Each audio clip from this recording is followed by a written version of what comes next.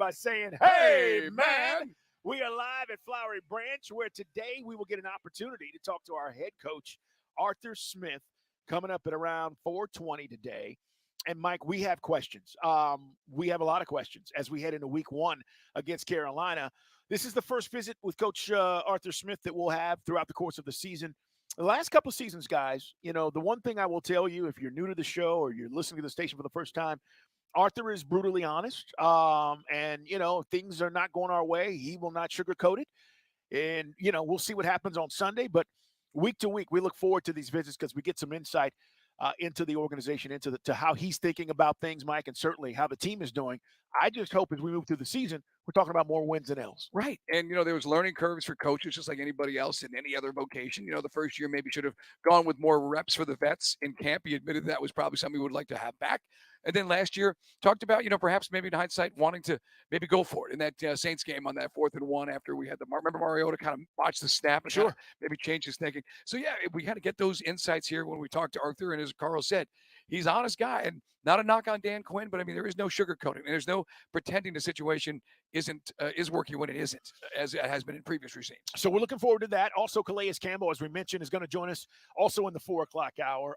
He is probably one of the most interesting guys on this team for various reasons. He made a decision, conscious decision to come here. Could have went anywhere else, guys. Could have gone anywhere he wanted to with the move, and he decided to come to the ATL. We're going to talk to him today, talk about this defensive line, all the things we're curious about as we get ready for Carolina. That is all on the way. But Mike Bell, last night, first and foremost, thanks to everybody who stopped by Napa Auto Parts down there on Jonesboro Road in Morrow, Georgia. We had such a great time meeting all of you folks. And some of these guys have hit us up on social media. Follow Mike. He's Mike Bell, ATL. I may put him up. See Dukes, the radio show is Dukes and Bell 929. Follow the radio station at 929 The Game. And they have said, thank you guys. It was a pleasure meeting you guys.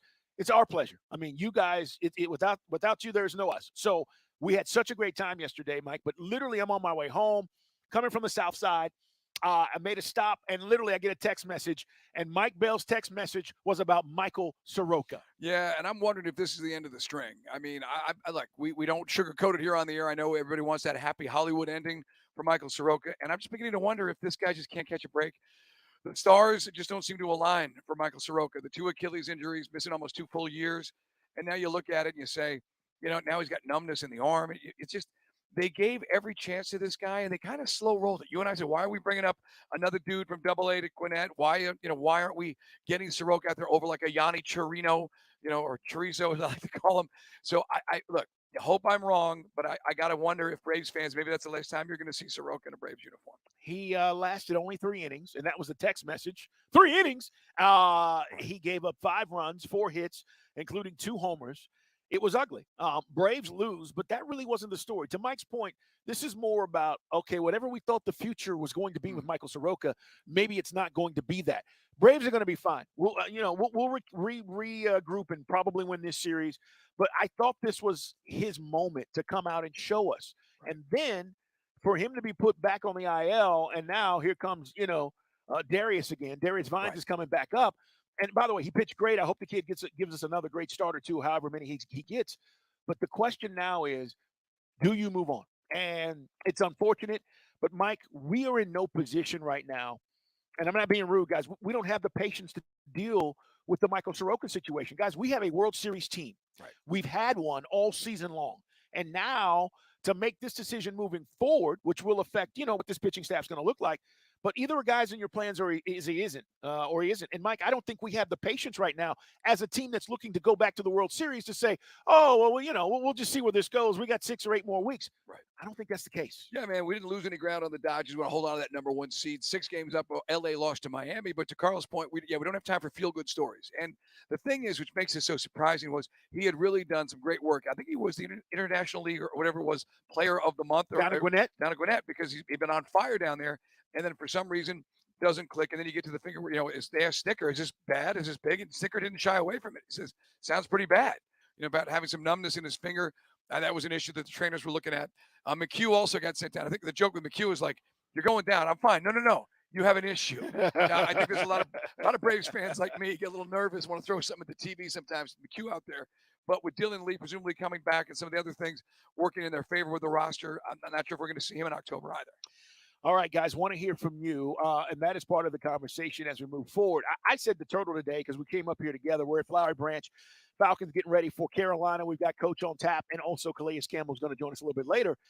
I said as long as Mike Strider, Morton, Right. right, and Freed are healthy and rested and ready to go when the playoff, I'm fine. And if Elder can, like an Elder, how they would approach Elder's usage in a 5-game series, that's yet to be determined. But certainly in a 7-game, he's going to see a start. But you're right. I think we're okay. The Morton really pitched well, even in a loss to the Dodgers. The Braves just couldn't catch a break, at the dish themselves. But Charlie Morton certainly looks like there was a wobble, around the All-Star break. He's more than corrected that. No doubt about it. All right, guys, can we hear Brian Snicker, Big Bo, talking about why Soroka exited the game in the 3rd inning, and then also I'll let you hear what he talked about with his performance before exiting the game in the 3rd. This is our manager, Brian Snicker, talking about Michael Soroka. He has some numbness in his fingers, so I don't think they'll check him out more, but he's going to be going on the IL. That is never good. I don't know if you've ever had that. You ever sleep wrong and you get up and you're like, wow, I don't feel anything in my hand. As a pitcher, it's the worst thing. I mean, I don't know if it's nerves or whatever. I'm talking about nerve damage or whatever might be going on there. Right. Who knows? But, Mike, that is not what you want to hear. And then Snicker was talking about the performance itself. Before he exited, this is what Snit said. It was a little erratic, command and all. Every now and then he'd get into a pitch I thought was really good, but overall just, didn't command the strike zone real good. Nope. And the big fly, we talked about that. He did have 6 strikeouts in the 3 innings that he worked, but 5 earned runs. So, and I know, as we said earlier, remember it was like I think it was 2 seasons ago. Yeah. He sat in the booth, and that's when Chip Carey was still doing the games with Frank Core, and he kind of was, and he's such a likable guy. Soroka kind of sat in for almost the whole game. We're all pulling for him, but I'm just being real. I mean, you begin to wonder where this is going to go, because how many opportunities is he going to have to stick in the show? Yeah, it's a great point. What about Olsen ending his home run drought, though, Mike? I mean, this is somebody you said, listen, we don't need him to go cold right now. Well, based on last year's September, I was a little nervous there, but yeah, back-to-back. I believe they said, was that the 7th time they've gone back-to-back this year? Olsen and Riley? Yeah. I think it is 6, right. 6, 7, yeah, 6th or 7th time. But 3. I'm sorry? Big Bo's in my ear, guys. I apologize. It's either 3 or 7. Yeah, I heard him say 3 or 7. Which one is it? 7 back-to-backs. 3 minutes left in the segment. Oh. Okay, so it was. Well, don't tell the listeners how much. They don't know there's a time limit. Bo was go to overtime. Bo was telling us, as we are on remote here, guys, how much time we had left. I thought he was saying 3 times this season. No. I was like, no, I thought it was 6 or 7. I thought I specifically heard, Brandon go out and say 7 last night. Yeah. Either way, good stuff from Olsen, man, for him to break the home run drought. It was 3 sacks in the 2nd quarter for Florida State over LSU, Bo. That's why the 3's in your head. Oh, that's cold. Why are you doing that to him? It's Dukes and Bell at Sports Radio 92.9 The Game. Also, Marcell Ozuna. Y'all still want to trade him? Another home run last night. And when I say that, I'm being, tongue-in-cheek, obviously. He's not going anywhere, but, boy, he continues to rake. And that was a moonshot. We talk about like the big, Ken Harrelson, the big fly. I mean, that was the big fly. I think brought rain, man. I think, again, we'll regroup. The pitching didn't give us a chance last night. And even though it didn't, we still scored 6 runs. Well, it was 9-6 at one point. First, Tonkin came in. He gave up a homer. So, unfortunately, you couldn't, you felt like maybe the worm was turning, but that's just too big a lead to surmount. All right, we've got plenty to get to, guys. Headlines are on the way. We will talk about the latest with Travis Kelce. NFL season starts tomorrow, Thursday night. It is the Lions playing the Chiefs. The big question mark right now is about Kelce. We'll let you know what we've heard as of late. Also, we will get into the latest headlines about what Kirby Smart had to say about his quarterback. And a little bit later on in the show, we'll talk to Calais Campbell. We mentioned this as the Falcons are practicing today, getting ready for Carolina. Each and every day, man, I'm waking up, I'm looking at the calendar, and I'm going, it's counting down. We're here, man. I'm so excited, Mike. I mean, this is one, and we talked about it with our audience, and if you didn't hear the buzz, we had 500 people show up to get their Falcon flags yesterday down there on the south side. We're having a great time down in Morrow, Georgia. But everybody is so passionate. Everybody in their Falcon gear, Carl, on a Tuesday. Can't wait. And everybody excited about Bijan, excited about our new look defense. That's why, and I'm really stoked myself to talk to Calais Campbell about this defense and getting after the quarterback. Yeah, we question, and we'll ask him this. I mean, he'll probably say, it's up to coach. Right. But how many snaps is he going to play? Right. Like, what is the expectation for him from that standpoint? I mean, you come somewhere new, Mike. Obviously, you got sold on what they're trying to do here. Listen, if Calais Campbell wants to play more, you let him play more, right? But I don't know if that's the best interest of the team because I'm going to need Calais Campbell later in the season. Mm-hmm. I don't want to wear the big fella out because he's not a spring chicken anymore. And I think you have to monitor that, Mike. I think as you move forward, especially if we're winning, you got to make sure that you got these guys at the end of the season when you're going to need them most. And Grady now will reap the benefits too, because how many times has Grady had to put the defense on his back, and he's kind of gassed it by the end of the year. That's the benefit of having guys like Onyemata and Calais on this line. All right, guys, it's Dukes and Bell. We're live at Flowery Branch today. Coach is on the way. When we come back, we'll hit some headlines here on Sports Radio 92.9 The Game at Odyssey.com.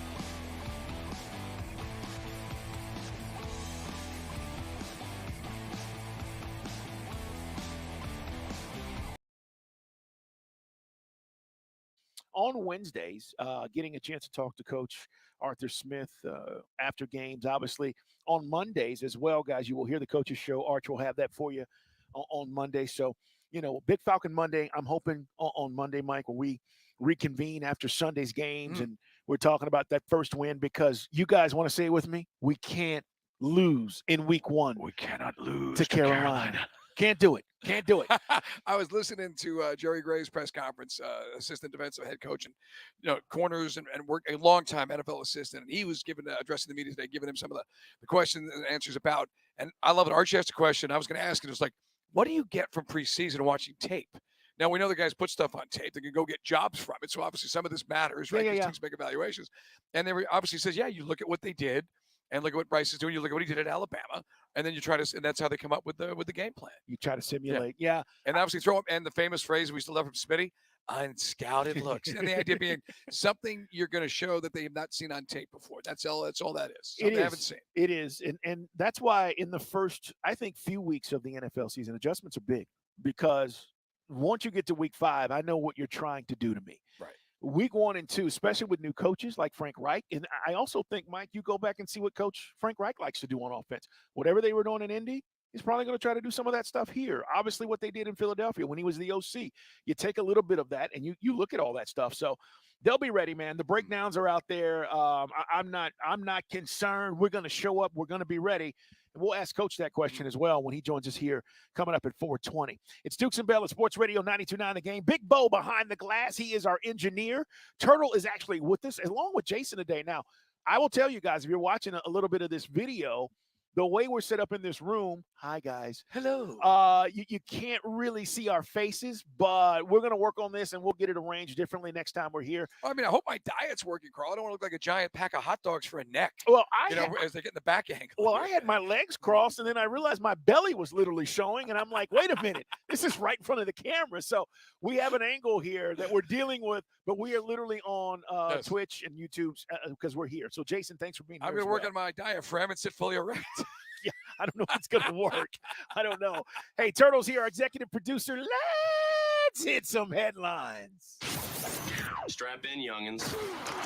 Hitting the headlines with Dukes and Bell. Hey, as Mike and I talked about, the big news, Soroka, he's gone back down. He's on the IL. I mean, it's just there are no answers, I don't think, for anybody right now. The good news is the bats remain hot. Right. And Marcell Ozuna, that home run last night, Mike's talked about it. Boy, he crushed it. Here is Ozuna's home run. Helsley was out with a forearm injury, but they just got Helsley back. This is high and deep to left center. Marcell Ozuna has done it again. That's the definition of fly for the Big Bear. He's got 33 of the season. Keep crushing, Marcell. Mike, you talked about the standings with the Dodgers. We didn't lose any ground? No, man. The Fish squished the Dodgers last night. It was 6-3, so the Dodgers don't gain any ground with our loss to the Cards last night. We already talked about some of the moves. It's the IL for Michael Soroka. Charlie Morton talking about what he's dealing with. He changed his delivery, lowered his arm slot, as you brought up to start the show. And you wonder, does that contribute to the pressure he's putting on the arm and whatever that result was, numb fingers, which gets you a whole other kettle of fish I don't want to think about. Mike, I think that explains, seriously, from my experience around baseball, when you're working on stuff like that, he stayed down there longer to try to master his new delivery and working on that delivery. And that is why I think they won't tell us, but why we hadn't seen it as much as we thought. Slow rolled it. That's correct. And that's why you say literally everybody and their uncle other than Soroka. Correct. For those fifth starters. Speaking of the roster moves, I like Darius Vines. I want to see him get another. I like to see him get three more shots. But Darius Vines is recalled. Ben Heller coming back, as we mentioned. Soroka going out, and Colin McHugh also described his shoulder inflammation on him, and he was not effective last night either. No, he wasn't. Strider on the hill tonight, guys, 16-4.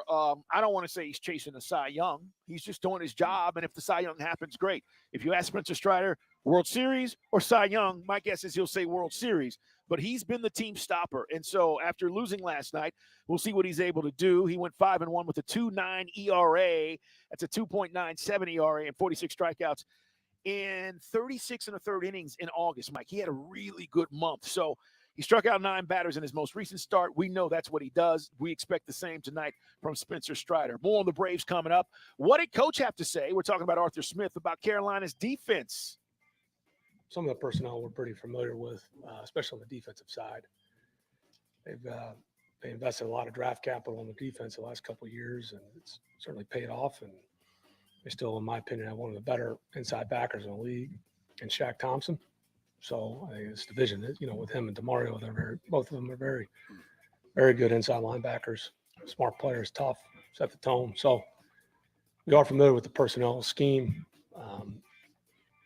Obviously different on that side of the ball. If you're always coming over from Denver, that scheme has been. A lot of people have gotten jobs that have kind of used their own versions of it as it's broken off, but practice against something similar down in Miami. You played something similar last year with the Rams and the Chargers. Those guys all cross 5 seconds. There's some familiarity there, but we know we got our work cut out for us.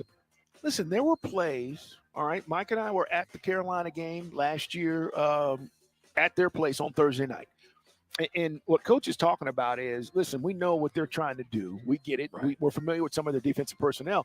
But there were plays to be made last year in that game, and we know why some of those plays weren't made, Mariota. So, it's not from a schematical standpoint, Mike, that we're not going to be able to do what we want to do against their defense. We know there are plays there. Right. And again, last year, think about it. I mean, even though, guys, we had a lot of dudes here on one-year deals and a lot of practice squad guys who got a chance to get in on this action with the Dean Pease defense. We were still in it every game. Even that game was down to at 1.1 possession before Mario gacked it away. Yep. The one thing we talked about this, with Archie the other day, or with Wes Truham, is, Derek Brown. How do you stop him?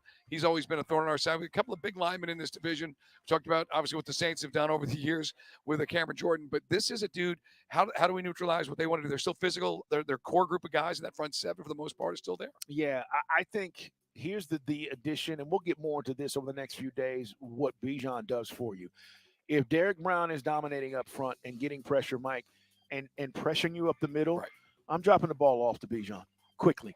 And I'm getting him out in space, and maybe I'm running some screens for him, because if they're going to get that kind of push, I think that's how you neutralize that. Because now these big D linemen like Derek Brown are going to have to go, oh, wait a minute, I'm running the backfield, I'm going to get a sack. Well, maybe I'm not. And you're a little hesitant. We'll see.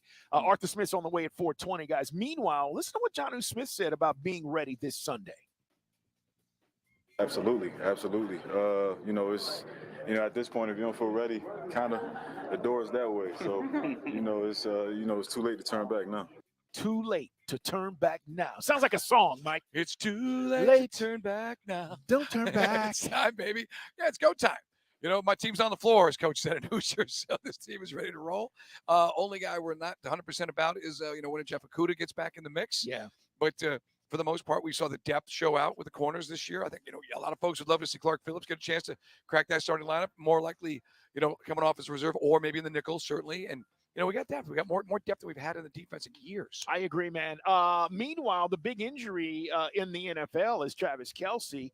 They play tomorrow night against the Lions. You'll listen to it right here on Sports Radio 92.9 The Game. Andy Reid said this about Kelce. As far as injuries go, Kelce hyperextended his knee today, so we'll just see how he does going forward. His brother came out and said he thinks he's going to play tomorrow. Well, they said the ACL's intact, but as we say, I know they got multiple weapons on that team, but it's still hard. And I heard Bo Johnson again, who does great work with the fantasy show on the weekends too here earlier in the show with Andy Randy. It's just hard to look at the Kansas City Chiefs offense without Kelce in the middle of it. Yeah, because everything seems to flow through way more in the red zone, everything else. We're going to see. I think he plays. I'm just going on a guess here. Home opener, they're dropping a banner. They're Super Bowl champions. My guess is Kelce's in uniform, but we will see. No official word yet. Hey, I want you to hear Brian Kelly before and after the game. Before the game, he had this to say about Florida State. And that's not a disclaimer of any kind. We're going to go beat the heck out of Florida State, but get the fan base riled up. Yeah, talked about the whole conversation was talking about some of the injuries and suspensions, but that was not going to. He was not going to qualify that. Said, yeah, we're still going to kick their butts. All right. Then Brian Kelly was like, "See, what had happened was." I have no idea. I mean, look, I think you all know me. I'm pretty careful with what I say and how I said it. never have I been cavalier or disrespectful to an opponent in my 33 years. Okay. So if somebody wants to prop up a comment like that and inflate it into something that it is not, that's what social media is about today. But I have nothing but the utmost respect for Coach Norville. I know who the opponent was. 5 It's seconds. not in my background or nature to make those kinds of comments. Come on, man. You said it to rile up the natives. You heard the crowd reactions. They're going to kick the heck out of Florida State. I always respect. I mean, Come you said on, it. You come said on. it. It's out there. You know, just own it. Okay, look, they kicked our butts. And he did say in his defense, talking to the media, that he goes, I guess we're not the team I thought we were. You know, and I thought that was a bit of an overreaction after the game because you still got a lot to play for. You can still obviously rally. You won't be the first team to lose ugly and then win a national championship. It's happened before. Yeah. You know, but you made things obviously more difficult for yourself right now. But that's a crock, what he just said. Walking it back, Mike, though. I mean, come on, you said it. You said it. All the LSU, all I could think of was like Bobby Boucher and his family. That's right, coach. That's right. We're going to kick Florida State's butt. Yeah. It's not in my nature, Mike, to do these kinds of things. I mean, it's all up to social media. So to these things up. somebody doctored the tape? I mean, it didn't happen. I mean, it's only Well, I love it. It goes from we're going to kick their butt to Yeah. I don't quite remember it that way. really surprised that ESPN producers didn't give it to Fowler and Herbstreit to really kind of amplify. Sure. You know, it was just Sure. kind of an afterthought in the broadcast, which I finally got to watch today. It was glorious. Oh, yeah. I told you, man. Yes, It it was really fun. was. I was impressed. I'm not Yeah. going to lie. Yeah. Headlines brought to you by ATL Live Well. Low testosterone doesn't have to keep you down. Call ATL Live Well today. Don't just live well. We got more football to talk about, including what Kirby Smart has to say, and you will want to hear it. It's on the way next on Sports Radio 92.9 The Game.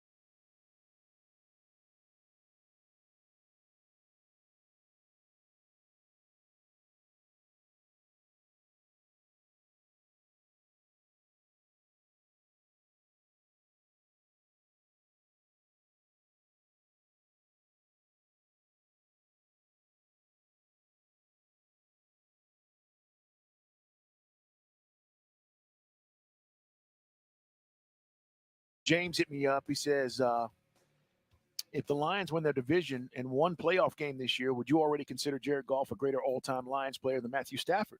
The answer is yes. Stafford didn't win a playoff game there. That's true. He went on to win a Super Bowl with the Right. Rams, but if you're simply talking about the Lions and Jared Goff, yeah, if he goes on and they win the division and they win a playoff game, that's something that Stafford didn't achieve there. The crazy thing is he went on to play in the Super Bowl and was great that whole season, Mike. Made the big play. I think it was Tampa Bay with Cooper Kupp makes the big play to get to the Super Bowl. But and the Bucs, they were hemorrhaging it, if you remember that game. A lot of fumbles. It's crazy. A lot of turnovers, you're right. James, we're going to see what the Lions look like. Listen, there are two teams that I think have a lot of hype. Obviously, nobody more than the Jets, and nobody else is talking more about the Lions winning this division and being a playoff team coming off of last year. I mean, they're those two teams that everybody just feels like they're going to do something special this year. We're going to see. The Lions are the underdogs on the road against the Chiefs, and rightfully so. We'll talk more about the game itself coming up in our NFL Blitz and also through the rest of the week as well. Game tomorrow right here on Sports Radio 92.9 The Game. Mike, let's talk dogs real quick because I want to let our listeners hear what Kirby Smart had to say about the performance of the quarterback. And, guys, I don't think the quarterback was the issue, okay? But Kirby called out the critics about Carson Beck. Quote, I don't understand you guys sometimes, media. Smart said this with a chuckle, and then he said, I really don't. I thought Carson played. I thought just like I did, when I looked at it, and he came in there, and I talked to you guys Saturday night. I thought Carson played really well. I thought he played composed. I'm trying to think of the throws that were just awful or erratic, and I didn't see that. So, this is the thing. Kirby is already having to defend, Mike, his quarterback. I mean, if you want to go from start with like the casual fan or the rah-rah guy, Bama's better than Georgia. Yeah, Bama looked a little more complete in their win against lower tier competition. Jalen Milroe looked really good. He's a different type of quarterback. But we also saw Carson Beck pick him up, put him down, scramble for a touchdown. My only beef, and again, maybe call it semantics, I thought the offensive line was going to come out and just mash these guys, and they didn't do that. And they were better in the second half. And then I thought Carson Beck, maybe you call it splitting hairs. I thought ball needed to come out sooner. I thought there were times where he's not going to have that time against, an Auburn defense or a Tennessee defense necessarily. That was my only, but those are all coachable and correctable. I agree. For both the issues. And it was week one, but here we are, Kirby having to defend Carson Beck. I'm with Kirby on this, by the way. I didn't think the kid looked terrible. So Kirby goes on to say there's going to be looks that maybe they fool you with that you didn't see in the scouting report. But his run check game, he carried out all of his fakes, his decisions in the pocket, him throwing the ball throwing it away when he needed to. I mean, I thought the guy for the first start did well. That's Kirby Smart. Right. And I saw some of this on social media. I mean, then we're getting to the hypothetical. Forget the hypothetical. You're not playing Oklahoma. You didn't go to Norman. Are people saying that if this was Oklahoma? Yes, we'd be dead meat. Venables would have come up. Well, okay. I don't believe that. But then, Georgia might have approached it a little bit differently themselves. I mean, we get into these ridiculous conversations. So let's stick with the facts. Yes, are some things that I think across the board they want to improve, certainly. And didn't have his full complement of receivers. And I thought that you did get the ball to Brock Bowers early. Yep. And if you're just looking at maybe you just didn't amass the style points that some other teams did in some victories over pushovers, perceived pushovers. Yeah, and the hypothetical stuff. You play who you play. Right. As Mike said, were there things that you could point the finger at and say, yeah, I wish we would have did that better. Overall, you got the dub, and more importantly, it is his first game. This is his first time as QB1. It's the same thing we're talking about with Desmond Ridder on Sunday. Mm-hmm. Right? Even though he played 4 games last year, it's different when this is your show. It's your time. So, Kirby Smart, let me hear what he said, Big Bo. I was very proud of Carson in his first start. I thought he had great composure. Really, that was almost the epitome of every scrimmage he had. He threw the ball away when he had to. He hit the spots when he had to. He made good decisions. 5 seconds. At risk. He made good checks. He did some really good things, and I'm really proud of him. Yeah, see, I think, Mike, that's the big thing when you take over. You want to show out, but don't take unnecessary chances and turn the ball over. And that's what he's talking about, throwing it away. Like in these big games, okay, that wasn't the case Saturday, but they're coming. In these big games, I need you to make the right decisions. I need to know, hey, I know you want to show your arm off and all this stuff, throwing it down the field, but if it's not there, let's not take risk and turn it over. And here's an interesting factoid from Patrick Garbin from UGA Sports. This is most passing yards by a Georgia quarterback making his first start. JT Daniels against Miss State, 401 yards. Corey Phillips is a name for the pass back in 2000 against Kentucky for 400. Hudson Mason, in 13 against Tech, 299. And then Carson Beck comes in fourth at 294 yards against UT Martin. So what's the complaints? I mean, and if he threw for 5, he throws for 10 more yards, he's third on the list. You know what I mean? It's a big deal. Yeah, I don't know, man. I don't know what the complaints are. And if you want to hit us up, you're more than welcome. 404-726-0929. It's our Solomon Brothers Diamond text line. Text Mike and Mike Bell, ATL, or hit him up on the X and myself. That's Twitter, and put him up, C Dukes. I just don't know what the issues are. Are we that petty when it comes to seeing Georgia football and how good it's been over the last 2 years that we're just looking for something to complain about? I don't know, Mike. I mean, again, I think that the program and where this team is in a great spot. Right. They will probably, as we've all said, be back in the SEC championship game, which gives you a chance to get to the college football playoff. I don't know what more you could ask for. I know it's a long season and it just started, but I just feel like we're being so meticulous about, oh, well, they didn't do this. They didn't, you wanted every block to be a pancake block on the offensive line. But you knew that was going to happen. But again, if you go back and look at it last year, I mean, they struggled against Kent State. They're not exactly blowing doors. No one's, as we said, the same thing I think applies to our preseason with the Falcons. If you go kick butt against Carolina, if Georgia's, stop. And by the way, South Carolina, if you can't beat UNC and be more competitive against a soft finesse team like the Tar Heels, I think it's going to be a long afternoon for Shane Beamer's guys. And then, the true test will come on the road at Jordan Hare. Yes. And by then, this guy's got 3 starts under his belt. And he'll be fine. He'll be fine. But because, and again, guys hit me up. Like, what does that mean the ball didn't come out? Well, I just felt, as we were talking about watching Ritter here, there's a rhythm to it. You can't sit there and pat the ball. You're not going to be able to do that later in the season. So I just think pick him up, put him down, unless there were specific things that Bobo wanted him to work on, which we're not privy to. I want to get the wide receivers involved. Go through your progressions, things like that. Just seemed like there was maybe I wanted more urgency at times, and he was under center. All right, guys, you let us know what you think. For the first game of the season, I just didn't think there were that many complaints. And now to hear Kirby, it wasn't 35-0 at halftime. That's what got people started. It was 17-0. Yeah, that's what got people started. But you know what people want? That's not enough. The gamblers want to cover that spread. Of course, they want a 73-0. By the way, did they cover? I didn't even look. Did they cover this? What was the number? It was 35, right? Yeah. Okay. I didn't even look. I mean, yes, I get that. I didn't bet it because I didn't think they'd cover it. No, early in the season, man. That just, again, it's like the Florida State game, Mike. Right. Everybody was on LSU. Correct. They wanted revenge, and they were going to get. It's a blowout. Right. I tell you what, though, it was 50? Yeah. It was 50 was the spread on that. Oh, yeah. Wow. Yeah, I didn't touch it. Yeah. The FSU thing was interesting because. I went back and watched it this morning.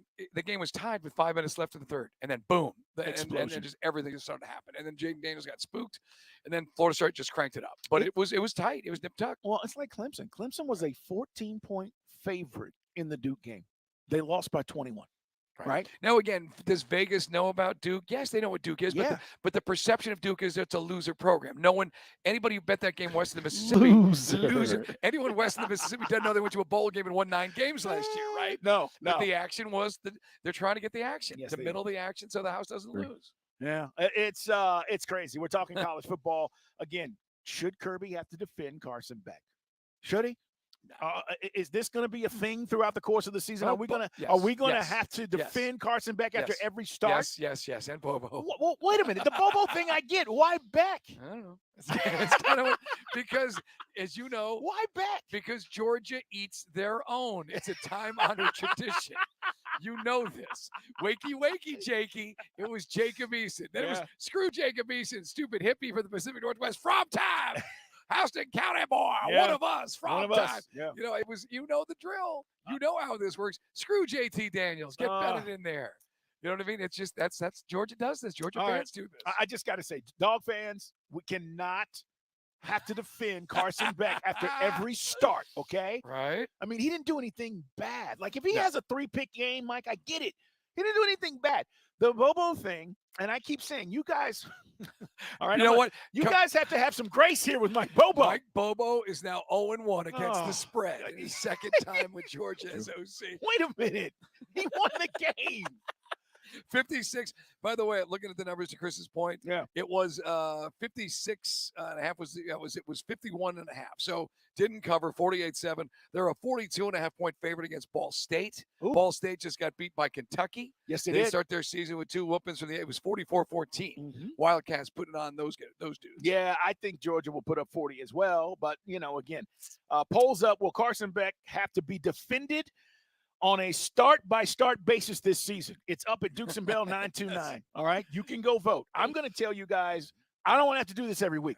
I don't want to have to come back in here next week. I don't want Fromm. I want Fields in there.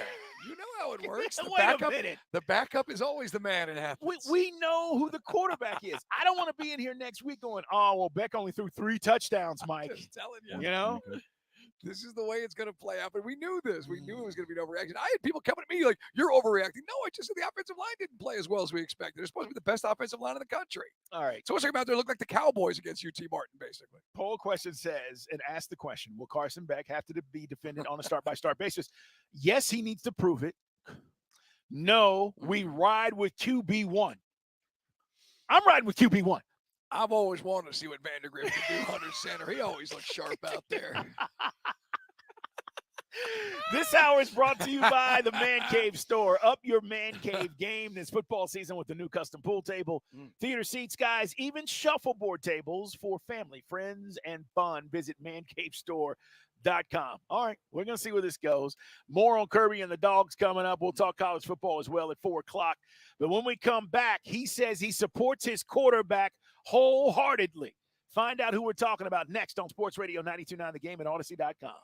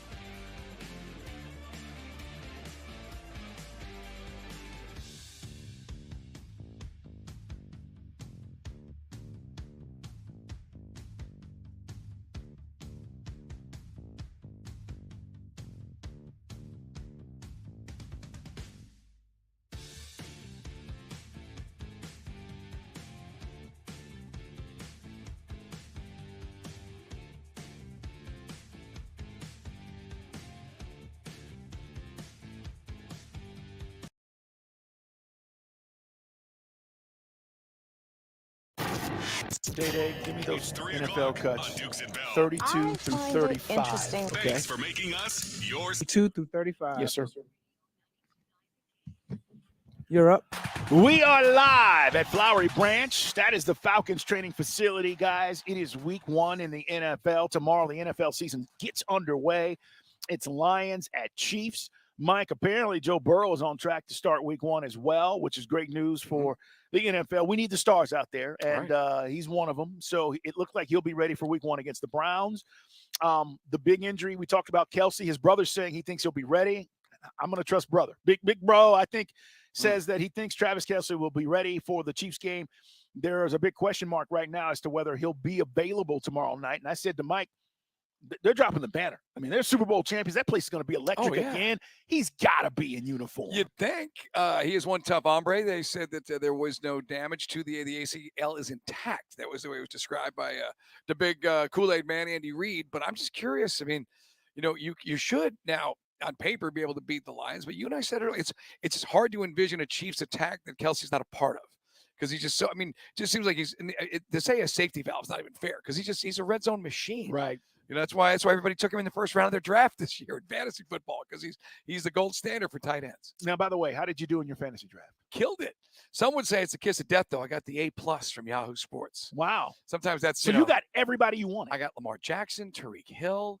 I'm now the only thing I did the computer said I was too aggressive on. I moved up to get Dalvin Cook. Okay. Because I figure he's going to be a touchdown poacher in the red zone for the Jets. So. Yeah.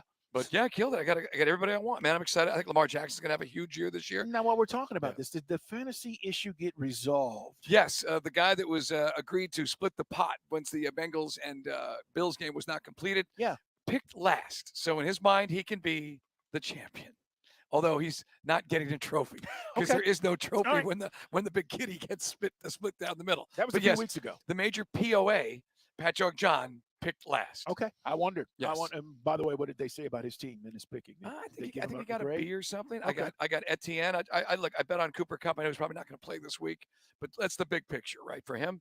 Lamar Jackson. I mentioned Tariq Hill. I got Kittle. Some guys feel Kittle's on the downslope now. Really? Yeah. But I backed him up with the Saints tight end. So Okay. and he's pretty stout as well. I got McLaurin from Washington. I got Pittman, and I took a flyer on Odell Beckham. See if Beckham's got anything left. Making $15 million, figure they're going to use him. No, he's going to be targeted quite a bit. Right. I will tell you guys, out of Ravens camp, he's looked great. Right. And I got Brock Purdy as my backup. Yeah, Odell Beckham's looked really so if good. Lamar struggles for whatever reason, I got Purdy too, so I'm feeling pretty good. All right. I was curious. You were sitting over there looking at your team. I'm like, what you got? What you showing? What you just got?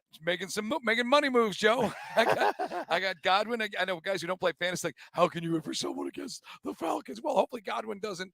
We beat the Bucs those 2 weeks by about 40 points, but Godwin scores a few touchdowns. That's the world you live in. That duality, Carl. It is, and that's why it's hard. That's what makes fantasy hard, especially when it's your squad and you're cheering against your team. Right. Hey, man, we got plenty more to get to here on the show. If you're just joining us, Arthur Smith will start his weekly visits with us here at Flowery Branch on Wednesdays. Today, he's going to join us at 4:20, and also we're going to talk to Big Calais Campbell coming up at 4:40, should I say, today after Coach joins us. So looking forward to that, man. We'll talk to Calais about all things defense, his transition here, and so much more. He's an interesting dude, and again, I think Falcon fans, you've already kind of gathered this from the preseason. Rootable guy, and one of the guys that I think will become a fan favorite, especially Mike. He's going to still make some plays. Calais Campbell's not here to just chill. He's here to make plays. And the dude, we talked about it when we said 25 plays, and then also they were talking about 35, 40. During camp. So we'll ask the big man himself, what do you expect you can do? And certainly the good news is with the kind of depth and, some teams call it the NASCAR package. We just got a lot of guys. We got a rotation. Yeah. We used to have that rotation with guys like Babineau and Claiborne and other dudes. Now we've got it here with Onyemata, and you look at Grady, certainly. I mean, the depth and then the linebacker core slash, the guys are going to be edge, walking up to the edge. We got dudes, man. I'm looking to see what Bud Dupree. I think Fricky, when you were on vacation a few weeks ago, Fricky's like, I think Bud Dupree's good. Okay, I wouldn't really put Bud Dupree on the top of my list, but he thinks Bud Dupree's got something left in the tank. I hope. Yeah, I do, man. I mean, I think these guys are going to surprise some people. Right. Hey, it's Dukes and Bell. We got to talk some NFL. Let's get to an NFL Blitz. Welcome to the NFL. With news and notes from around the league, this is NFL Blitz on Dukes and Bell.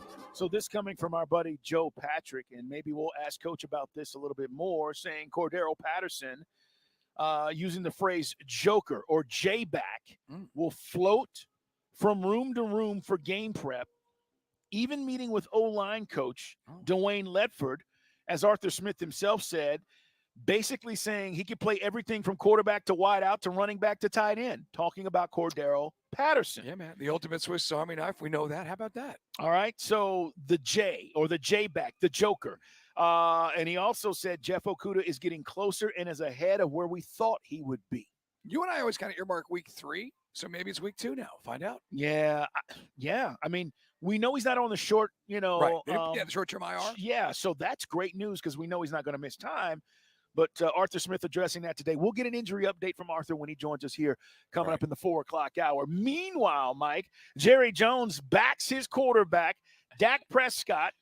And I want you to hear Dak Jerry. Is my quarterback. Well, he'll be here for a very long time. We'll see. He went on 105.3 The Fan in Dallas, and here's a little bit of what Jerry was saying.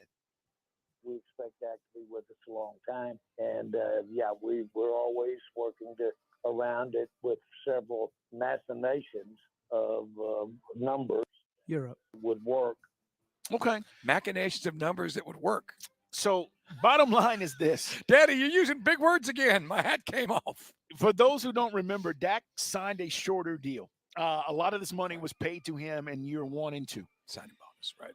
If he performs well this year, guys, he could get back into the marketplace and become a $50 million quarterback. He's a $40 million quarterback right now. This is a big make or break season for Dak Prescott. Look, Jerry loves to collect big, shiny things. I don't read too much into him making the trade with the 49ers. You go get Trey Lance and see what maybe down the road, in the hands of whoever your coach will be by the time Trey Lance gets to start. If McCarthy's not there, he can do something for you. But, yeah, I think just Dak's got to make better decisions and cut down on the turnovers. I agree.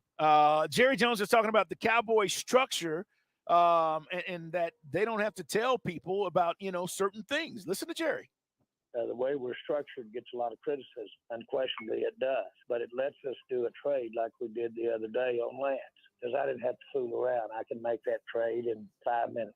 Because I had all the information just right at my fingertips of what we thought of his play the last couple of years. I knew what we thought of him. I didn't have to visit with anybody about what kind of player he is. And so I was able to make the call relative to 5 seconds. Put the resources in him, want to develop him, where did he fit on the whole team. I don't have to talk to anybody about that. Yes, we're streamlined here in Dallas, Carl. I don't have a committee. I have a committee of one. And it's this same kind of seamless decision-making, which has resulted in 0 Super Bowls since Jimmy Johnson's design team no longer exists. I love how the owner's like, I don't have to ask anybody. We Well, know yeah, it's this. your thing. It's your thing. You got to get a room full of yes men. You're going to do whatever you want anyway. You know, I mean, like, give Jerry credit. In certain times, he has amassed some nice offensive lines. Yes. You know, and he certainly knocked it out of the park with Micah Parsons. But still, I just begin. I can't help but wonder if they ever get somebody not named Jerry Jones picking some of those groceries, what they're going to do. Yeah, the other thing about that trade, when he's like, I didn't need to talk to anybody about Trey Lance, you should have. Because the 49ers, there were a lot of things they didn't know, and they drafted him. And now I still think there's a bunch of question marks about him. Right. Either way, that's Jerry. Let's hear Tom Brady talk about Aaron Rodgers. Did you watch, by the way, Yes. Hard Knocks? Yes, I did. Last one. Aaron Rodgers continues to be. Now we got the UFO Aaron Rodgers story. What'd you think? What'd you think? I mean, he tells it like he saw it. Said they were in Jersey. He was, the backup. He became the starting quarterback at Cal, then became the backup. But he and the dude were best friends. He was in New York for the draft. Yeah. He's hanging out at this guy's house in New Jersey, and his brother. They hear some strange noise. They hear an alarm, apparently from the nuclear facility, which is about 10 miles away. It wakes them up. They go look out the backyard, and they see something that said they looked like something from Independence Day. And then a few minutes later, fighter jets went after it.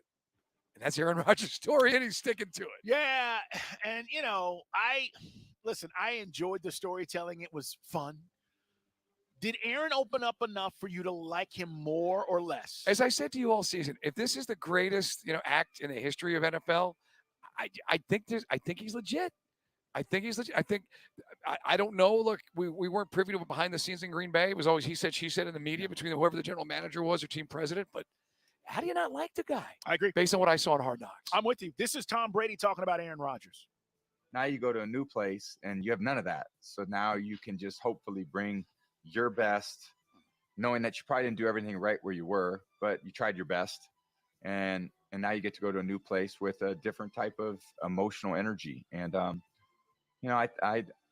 excited for him. He'll be invigorated. It looks like he's having a good time up to this year. I know he's been engaged in off season, which is always great. And, really trying to connect with his teammates. So I'm excited to see what he does. They actually have a really good team. They have a really good offense. 5 seconds. Aaron's when he's got good receivers, man, it's pretty dangerous. And I think he's going to have a great year. Then you throw a Dalvin Cook in the mix and everything he brings along with Breece Hall. You're loaded. You got weapons everywhere. Just a matter how Nathaniel Hackett's going to maximize it. I guess they're going to rise and fall with that offensive line, huh? Yeah. How stout is that O-line going to be? Well, listen, their left tackle's 37 years old. Dwayne Brown, good dude, but he's getting up there. And I just don't know from what we've seen. We'll see here in week 1. Bills are going to get after him, Mike. We're going to see if they're able to protect him. They're going on the road. I think they are, if I remember correctly, I think they're favorites on the road. Or maybe I'm wrong on that, Sunday against the Bills. But, I got to see the O-line and how it performs. Yep. Von Miller won't be on the field, though, so that's a boost for the Jets. The other thing is that we talked a lot when Hard Knocks decided the Jets said, look, we're not going to show you the cuts. Monday night, I apologize. Right, Monday Night Football. 2.5. Jets are underdogs. Buffalo is a 2.5-point favorite at home. That sounds about right. Yeah. Sounds about right. You have 3 points for home field. The other thing is they did show you the guys being on the team. So they didn't show you the cuts, but they showed the announcements of you're making the team. Did you like that? Yeah, which had the players so nervous they thought they were getting cut. So you still had the energy of it. It wasn't exactly what we've seen in years past, but it wasn't as bad as we thought it was going to be. I didn't feel like I was cheated like I thought I was when the thing started. And then you saw the big interior defensive lineman. You got to see his story. He made practice squad. So I thought it was pretty well done.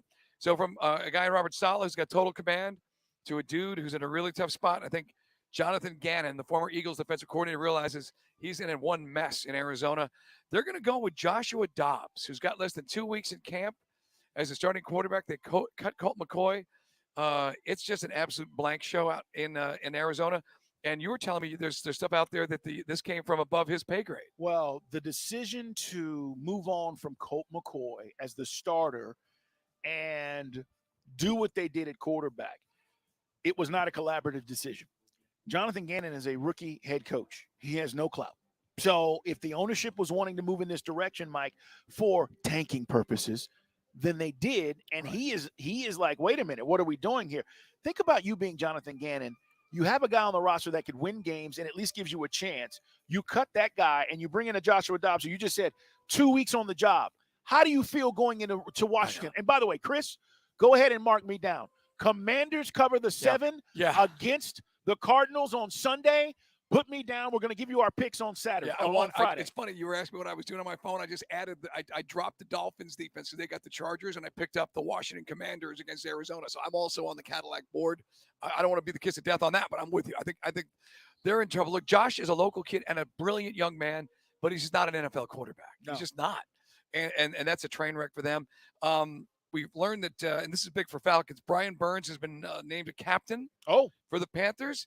The status is still uncertain. It doesn't look like he's going to play, right? Now, Frank says he's been in the building. He's in there lifting weights. He's been in meetings. He's missed a couple practices. But Chris Jones also said that he wants to play for the Chiefs after all this crap that they went through in the summer. He hadn't done anything all season. Reich said he wasn't yet thinking about ruling Burns out for Sunday. Now, some of that is directed at us, so we can try to figure out what we're going to do. That's true. But if Burns isn't out there, that's huge for a young quarterback like Desmond Ridder. No doubt about it. While we're talking about Jonathan Gannon, let me hear the coach of the Cardinals on why Kyler Murray was named the captain. He's a franchise quarterback, and everything that I want. Short one. You're up in 1 second. Demonstrates it. Okay. He also did an interview with The Athletic, did Gannon, explaining what was perceived as the collapse of the Eagles' defense against Kansas City. Yeah. He said that they played it all year. Basically, the defender screwed up the coverage. Some people said that the Kansas City motion that Bieniemy and Andy Reid used was confusing the Eagles' secondary. Someone also say, look, with all due respect, Jalen Hurts did fumble, which caused a 6-point change of momentum in that game when you had him on the ropes. But he is why you're answering questions about a season that's over, I don't understand. Doesn't matter. Rookie coach. Doesn't matter. It's there's nothing you can do about it. Right. Who cares? I mean, at the end of the day, Eagles lost the game. They're looking forward to a new season, and you're in a new place. Hey, it is Dukes and Bell. It is our NFL Blitz, brought to you by our friends at Priority Men's Medical Centers. Check them out at PriorityMen'sMedical.com. We're going to talk to Sean Merriman coming up here in this hour at about 3:45. What a stud that dude was in his prime, huh? Big time, man. And he's brought to us by Bet Online. So we'll ask him about some of these games coming up on Sunday as well and what he thinks. He's also involved with a fight promotion, Mike. Lights Out. Remember, he was Lights Out? Lights Out Extreme Fighting, LXF. It streams exclusively on Fubo Sports. And I was asking the guys, Jason Whispers is here. He's got our cameras working and Turtle. And I was like, I'm not even familiar with Fubo. And they were like, yeah, it's one of those streaming services, carries a lot of sports and stuff. I don't have it, so I have no idea. If they got Fubu shorts in the Fubo fight, they really put something together. Well, that's what I thought it was at first. It's Fubo. But they were saying they carry a bunch of different sports. So. Always funny seeing a dude in the infield in Talladega wearing Fubu. We're going to talk to Sean Merriman coming up. Hey, but when we come back, guys, we got more to get to. This hour is brought to you by the Georgia Hemp Company. Make sure you check them out. A lot of stuff going on around college football, including maybe the number one pick in the spring, saying he might not come out in the draft. We're going to talk about it next on Sports Radio 92.9 The Game.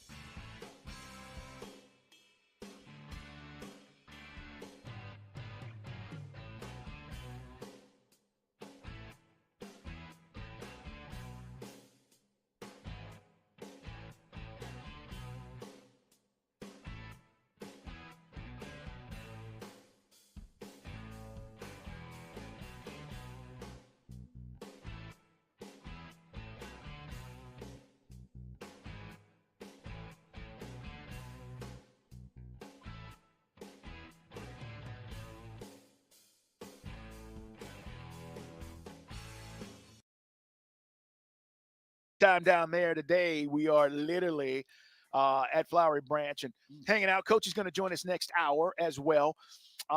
Mike, we were just talking about, the potential of what next year's draft's going to look like. Now, given we haven't even started the season, but I will tell you guys, this quarterback crop of players, this group next spring is probably going to be 7 to 8 deep, okay? And I don't know what it's going to shake out, but there are a lot of folks who believe Caleb Williams at USC could be the number 1 overall pick. So his dad comes out, Mike, in a recent interview in GQ, Carl Williams, great name, and he says the funky thing about the NFL draft process is he'd almost be better off not being drafted than being drafted first. So I don't know. Interesting take. Expectations, wrong fit, perhaps, all the other things. Bad organization. But how does Carl Williams know who's going to have the first overall pick? Yeah. How does he know where his son could potentially land? But he's putting this out there saying we might not go wherever we get drafted. Now, Jack Elway and his son John famously said, look, the Colts, the Baltimore Colts, the Ursays are horrible people. They're not to be trusted. Jack was a college coach. The Frank Kush was an absolute maniac, and he didn't want his son playing for him. Now, you would normally think this would you'd fast forward to like January and you have an idea who's picking first, and he may make these comments. But that's interesting for teams now look, it doesn't matter. Teams still going to draft him because you can bluster all you want. But Eli Manning, you think about, Archie and Eli knew that they did not want to play for the Chargers because, the Spanos family are notoriously just awful owners. And that's why they were able to get the works for the trade to the Giants. Interesting. It is. Here's the other thing. Most of these guys prior to 2 seasons ago would tell you they needed to go to the NFL because they need the money. Caleb Williams, guys, is making $3 million this season in NIL. I can stay next year and probably make 5, especially if they're in the college football playoff or they win the national championship. We were talking about Matthew Leinart earlier at USC. He had I think he was 1 hour short. He did graduate school, some nonsense classes, and just lived a life and did his thing. I don't think Caleb Williams' father is joking, but I also think the circumstances have changed. Caleb Williams does not have to immediately go to the NFL making $3 million in NIL this year. Right. He doesn't have to say, I got to go. My family needs it. He doesn't have to do that. So he can literally wait. And, Mike, this may change the way some of these quarterbacks think. Because before, I need to get out as quickly as possible and go make this money. Now, the elite guys, okay, Arch Manning guys is making $3 million at Texas. He's not even starting. Right. And look, some would argue that Jadeveon Clowney made a business decision his last year at South Carolina and that he totally checked out. But there was no NIL at that point. Right. And he would have made a fortune based off that big blow-up play in the Outback Bowl against Michigan, which they showed 75,000 times on TV. They sure did. But, yeah, in this case, he's got options. Now, the naysayers would say, well, you could risk injury. Well, hell, that's a silly argument because you get injured right now. You're going to shut it down right now. High school kids going to stop playing football. They could get injured. But that's the only argument would be that maybe he gets hurt and then he damages his draft stock for that following year. Listen to what Carl Williams, this is Caleb Williams' dad. He's the quarterback at USC. It's Dukes and Bell Sports Radio 92.9 The Game. He says, Mike, I talked to Arch Manning.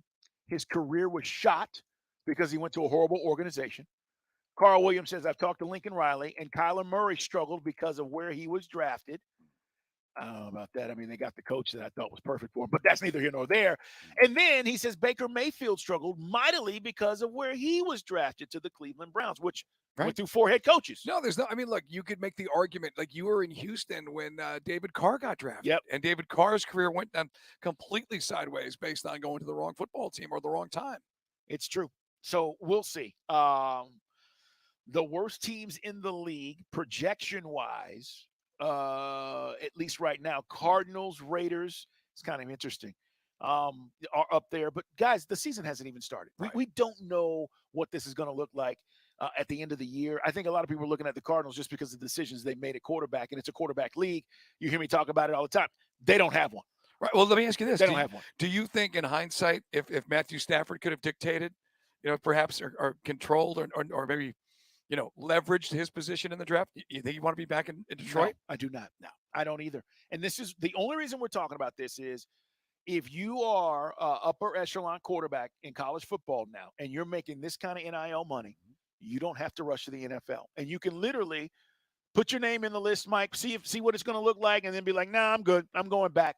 You could actually get drafted and probably still say, I don't want to go. I don't know what the circumstances are going to be because the rules continue to change, but I'm just telling you, I think his dad is onto something here. Like, we don't actually have to go, and we'll stay because we're in a good spot. And Mike brought this up. What if USC next year, not this year, is a national championship contender because Caleb Williams comes back? And some would say they are already, and maybe just like this. It's funny we mentioned Matt Leinart and his time at SC. Maybe perhaps he comes back for the championship, because I don't know how good their defense is expectation. They certainly he's already making Heisman real stuff in his first year. You see him against Nevada, he's running all over the place. Look good. Unbelievable throws. So that's interesting. So, but his dad, if there's a strategy, there you go. First shot fired. All right, guys, 404-726-0929 is the number. It is also our Solomon Brothers Diamond text line. We got a great poll up, as Mike and I were talking about. Are we going to have to, not Mike and I, but Georgia fans, going to have to defend Carson Beck after every start? And it's an interesting poll question because as we were talking about, how Georgia fans felt after the first win, it was almost, you would have thought, if you didn't know any better, that he played bad, that he didn't have a great game. I thought he played within himself. Kirby defended him, and I just don't think after the first week, Kirby should have to defend the quarterback when you're breaking in a new quarterback. And so this is going to be something we'll be watching throughout the course of the season. But go vote at Dukes and Bell 929. The poll is up. Yeah, I mean, all the guys got involved. I mean, Milton and Robinson averaged nearly 6 yards a carry. Robinson was over 6.3 yards per carry. Should they have run the ball a little bit more? I mean, they cumulatively, they rushed for 159 yards because, again, Bobo fans or Bobo haters run the damn ball. Yeah. Then you'd be upset that Beck didn't throw it enough. You're right. So, I mean, you're damned if you do, you're damned if you don't. If you're looking for, what we were expecting receiver-wise, everybody got in the action. Brock Bowers had the most catches, as he should. Talked about, Smith, Lovett, all those guys were in the mix. So even Oscar Delp had a couple of catches. So you basically, everybody got a piece of the action. Hey, one of our loyal listeners, Big Homie, he says, hey, fellas, don't forget, Caleb's family had him playing in a private school in D.C. He says his family has money, and now he's making all this NIL money. I did not know that or was not aware of that, but Big Homie, I'll take your word for it. What he's saying is they don't need the money to go to the NFL. They're in a good spot. All right, guys, coming up, we're going to talk to Sean Merriman. We'll find out what he thinks about some of the games coming up in the NFL, including the big kickoff game. You can listen right here on Sports Radio 92.9 The Game. Tomorrow night, the NFL starts. Lions at Chiefs. We'll talk to Sean Merriman next.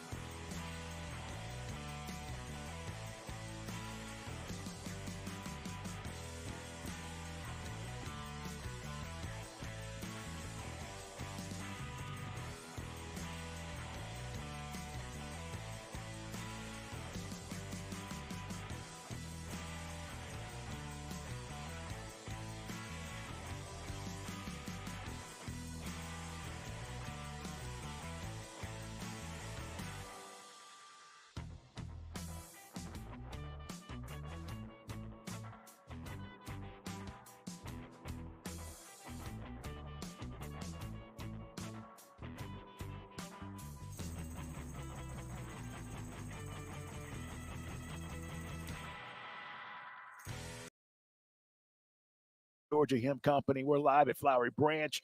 We're going to talk to Sean Merriman coming up. Lights Out. And he's also got a really cool thing he's involved in, a fight promotion called Lights Out Extreme Fighting.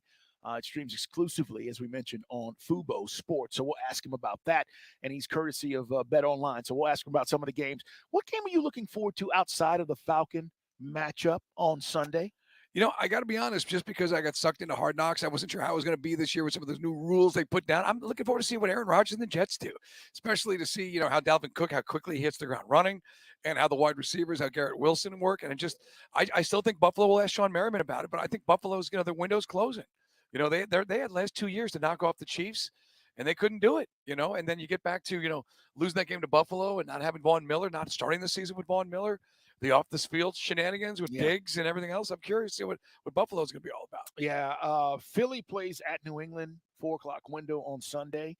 And I just want to see what Bill O'Brien's trying to do with Mac Jones and how Philly comes out after the Super Bowl loss, Right. and what's going to happen there, Mike. Both defenses are really good. I want to see what's going to happen there. I want to see Tua. I mean, to be honest with you, I got to see in his first game against the Chargers and what that's going to look like. I also like the Steelers and the 49ers, man. I know them Bosa, but, man, I think that's a hell of a way to start the season on the road for the 49ers against a Steeler team that we saw in, preseason week 3? Right, that's right. Yeah. Yeah, man, there's a bunch out there. I mean, San Francisco going to Pitt. Coach thinks Bosa is going to play in that game. We already heard that Brian Burns been named the captain for Carolina, even though technically he's in kind of a hold-in situation with the Panthers. Yeah. Let's talk to Sean Merriman here on Sports Radio 92.9 The Game. Courtesy of Bet Online. Sean, it's good to have you back on the show. Check out Bet Online for update Super Bowl, conference division, and award odds, plus win totals for each team, week 1 lines. Guys, there's a plethora of fun props on every game. Sean Merriman, we've been talking about the Jets all off season. Then they are on Hard Knocks. Mike just mentioned it here on Dukes and Bell. You buying it? You buying the Jets and all the hype? I am, man. For one, obviously I'm a former Bill, so I'm Bill's Mafia for life. But I think that when you have a really good team like they have over the past couple of years, you have a window at winning a championship, right? You got all these guys, the nucleus of that team is built. I've been there where, for us with the Chargers back when I played from 2005 to 2000, I would say 9 or 10 maybe, we had a real shot. That windows are closed a little bit on the Buffalo Bills because of the Jets. That division's gotten really good with the Dolphins and whatnot, but I think that the Jets have a real opportunity to come out on top this year in that division. 3-time Pro Bowler, it is Sean Merriman with us, guys. And that's the thing. We're just talking about the Patriots. I mean, look, no one's ever going to debate Belichick's genius. Actually, I guess we can now, since Tom Brady went down to Tampa and got it done. What do you make of the Patriots, the worst team in that division, Sean? Well, this is the first time we've seen that in 2 decades, right? Right. I mean, I've been on the bad end of that for a long time, and we're seeing that. Yeah, nothing. Bill Belichick will go down as probably one of the 2 greatest coaches of all time. I think he deserves that, regardless of if Tom Brady was there or not. I will say that. But the second part is that when you have other teams just getting better over time, and they've been taking their losses, now they've got high draft picks, they've traded well, they got key mark players, they're making a big run. Like the Jets, right? You bring in somebody like Aaron Rodgers and you stuff that backfield up and bring these big-name players. They're telling you that their chance and their time is to win right now these next 2 years while they got Aaron Rodgers there. You were a defensive player. This breaking just literally moments ago, 49ers and Nick Bosa have agreed to a 5-year, $170 million extension, $122 million guaranteed. So that's 34 per. That's more than Aaron Donald, Sean Merriman. What do you make of that with Nick Bosa? Deserving. Look, there's no doubt about it that he's the best, to me, in my opinion, the best pass rusher in football right now. But let me just tell you what he does for that team in general. And Fred Warner is one of my favorite players to watch. They got some great interior alignment, but he sets the tone for everything that happens. I'm glad that they got that done because they're paying Debo and they're paying Fred Warner and all these guys. But I think that if you look at how this defense is constructed, how they're built around Nick Bosa and his capabilities and what he brings to the table. It is 2006 NFL sack leader. Sean Merriman with us, guys, on the WadeFord.com hotline. A lot of news today about the curtain raiser, which is Kansas City and the Lions, and how much Kelsey means. How much does Kelsey mean? How will they pivot if Kelsey can't go on Thursday night? It's going to hurt him, no doubt about that. And Patrick Mahomes is great. I don't want to take anything away from him at all. But I think when you look at just how this offense is how they make them go. It's because of Travis Kelce and his ability to find the middle of the field, make things happen, and open the field up for the rest of the guys. Also, too, Chris Jones is not there. And so you're able to mask a lot of what's going on with that team when you have a Patrick Mahomes. You got a healthy Travis Kelce there. But you add, you take away Travis Kelce and you take away Chris Jones out on that field, they got some problems. And if they don't fix either one of those two things here soon, Travis Kelce's not back healthy from that knee, or they don't sign Chris Jones, I think they could get exposed at some point. Yeah, no doubt about it. Let's talk about the other team that always has hype around it, and it's the Cowboys. They start the season Sunday Night Football against the Giants in Week 1, guys. Cowboys actually a 3.5-point favorite, if you're wondering. But I want to know what you think about that roster and Dak Prescott, and do you have them going deep in the playoffs? Let's be honest. I think it's Super Bowl or bust with the head coach and Mike McCarthy. Not just him. I think with Dak Prescott and a lot of people there, right? There's going to be a lot of change in their hats if they don't bare minimum. But let's not talk Super Bowl. Let's talk NFC Championship. Okay. And just start there. Okay. I think if they don't make it there, I think Dak Prescott is gone. I think Mike McCarthy's gone. I think there's some change in the front office of who takes control and does what. Obviously, they brought into the quarterback over from San Francisco. If Dak Prescott doesn't pan out, they've already told him by bringing I've seen Jerry come out and say that Dak's our guy for a long time. You don't bring in a former first rounder and put him behind Dak Prescott if you're planning on him being the guy for a long time. That just doesn't happen. And they're sending a message to Dak Prescott right now that if you don't go out and perform, bare minimum, get us into the NFC Championship game, we're going to make a move. Sean Merriman's with us, guys. He knows the AFC West from his time out there at the Chargers. What do you make of Russell Wilson and the Sean Payton marriage? And is Russell Wilson going to get back to where he's not the laughingstock of the league? It was so weird last year. I think that the recent comments by Sean Payton is telling us everything we need to know. He is tired of Russell Wilson. He's just actually saying things about Russell Wilson that we're all saying, right? Like, hey, listen, we know you're a good guy. We understand who you are, great family man, all this stuff, but it's time to play football. Like, let's leave the image. Let's leave the other stuff behind until you get back playing football again and stop worrying about the things that aren't important. I think that if he doesn't, I don't think that Russell Wilson makes it through the season. I think he gets benched. I don't think that that he's able to handle the attitude of Sean Payton coming from Seattle, where you got a coach that is very methodical, very encouraging, very inspirational. Sean Payton is a no tolerance. I'm not playing it. Hey, we will make a move if you don't get it done out here. And now he's making it public with what we've all been saying for a very long time about Russell Wilson. Sean, look, in your time around the league, and even after your time, you've been in a lot of locker rooms. Rumor is, and word was in Denver last year, Russ had his own office and brought in his own people, like not even using the Broncos staff. He had his own folks. How do you overcome that as a teammate when you know that was the deal last year, and now he wants to be, kumbaya and the best leader?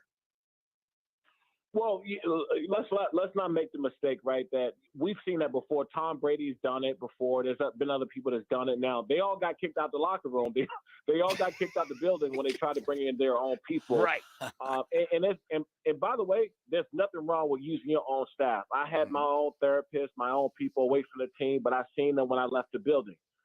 Anytime you start to intrude or bringing your own people within the building, it just sends a message to the players. It sends a message to the medical staff, the front office, that you just really don't want to deal with. Sean Merriman's with us, guys. Dropping bombs, Carl, on Dukes and Bell, man. Always love getting you on, man. The other story, young quarterbacks. Do you like Bryce Young? We're going to see Bryce Young on Sunday. We were asking the defensive coaches today. I guess they look at the Alabama tape. They look at some of the stuff from preseason. But what do you expect from the Heisman Trophy winner in the NFL? Just what he's been doing in the preseason. I know it's preseason, but we've seen a lot of encouraging things out of him. You know, they talk so much about his size and what he can't do and can he hold up in the NFL. Guys, he played at Alabama, right? Like, there's more NFL ready guys in the SEC than we're going to see, so it's not going to be a huge jump. You know, I think it's going to hurt them a little bit that they don't have like DJ Moore there and some of their players. But for the most part, man, and they need to fix the situation with Brian Burns. I hope that they get that done. He's such a tremendous player, an asset to that team to get it done, to help out the young Bryce Young. But more importantly, going forward, man, this guy's going to be a beast. He's going to be around for a long time. And I think he's a Kyler Murray type of player, but better, more composed, and definitely a better team leader. Sean, tell us about Lights Out Extreme Fighting, man. LXF. It streams exclusively on Fubo Sports. What's the deal? Tell us all about it. Yep, we got a huge fight coming up. October 7th, we'll be live in Long Beach and also on Fubo TV, Fubo Sports. If you guys don't have it, make sure you get Fubo. We just jumped 70% viewership from one fight to the next. Check us out at lightsoutxf.com for more information, man. We got a huge fight coming up October 7th in Long Beach. Great stuff, man. Always appreciate you stopping by. Stay up, man, and congratulations on all the success. We'll talk soon. Thank you. Appreciate it. Sean Merriman here on Sports Radio 92.9 The Game. It's Dukes and Bell. If you're just joining us, more coming up on the big deal for Nick Bosa. 5 years, $170 million extension with the 49ers, including $122.5 million guaranteed. That is quarterback money, guys. That is, and these defensive guys now on the defensive side of football, the super elite guys are getting this kind of money. We saw with Aaron Donald. Nick is now getting his, Mike. I think Chris Jones is going to get a contract like this. We're going to see, but that means potentially, I'm guessing he's going to be available for the game against Pittsburgh on Sunday. Is Bosa better than Aaron Donald? Doesn't matter. It's the new dude setting the market, and obviously, you know, guys like Burns go, pay me. See what he got? Yep. You know, now you're not getting what he got, but you're going to get some more. All right, guys. Also, we'll talk some dogs and what Kirby had to say about his quarterback. We'll talk about our poll question, which you can go vote on at Dukes and Bell 929. We're live at Flowery Branch at Sports Radio 92.9 The Game.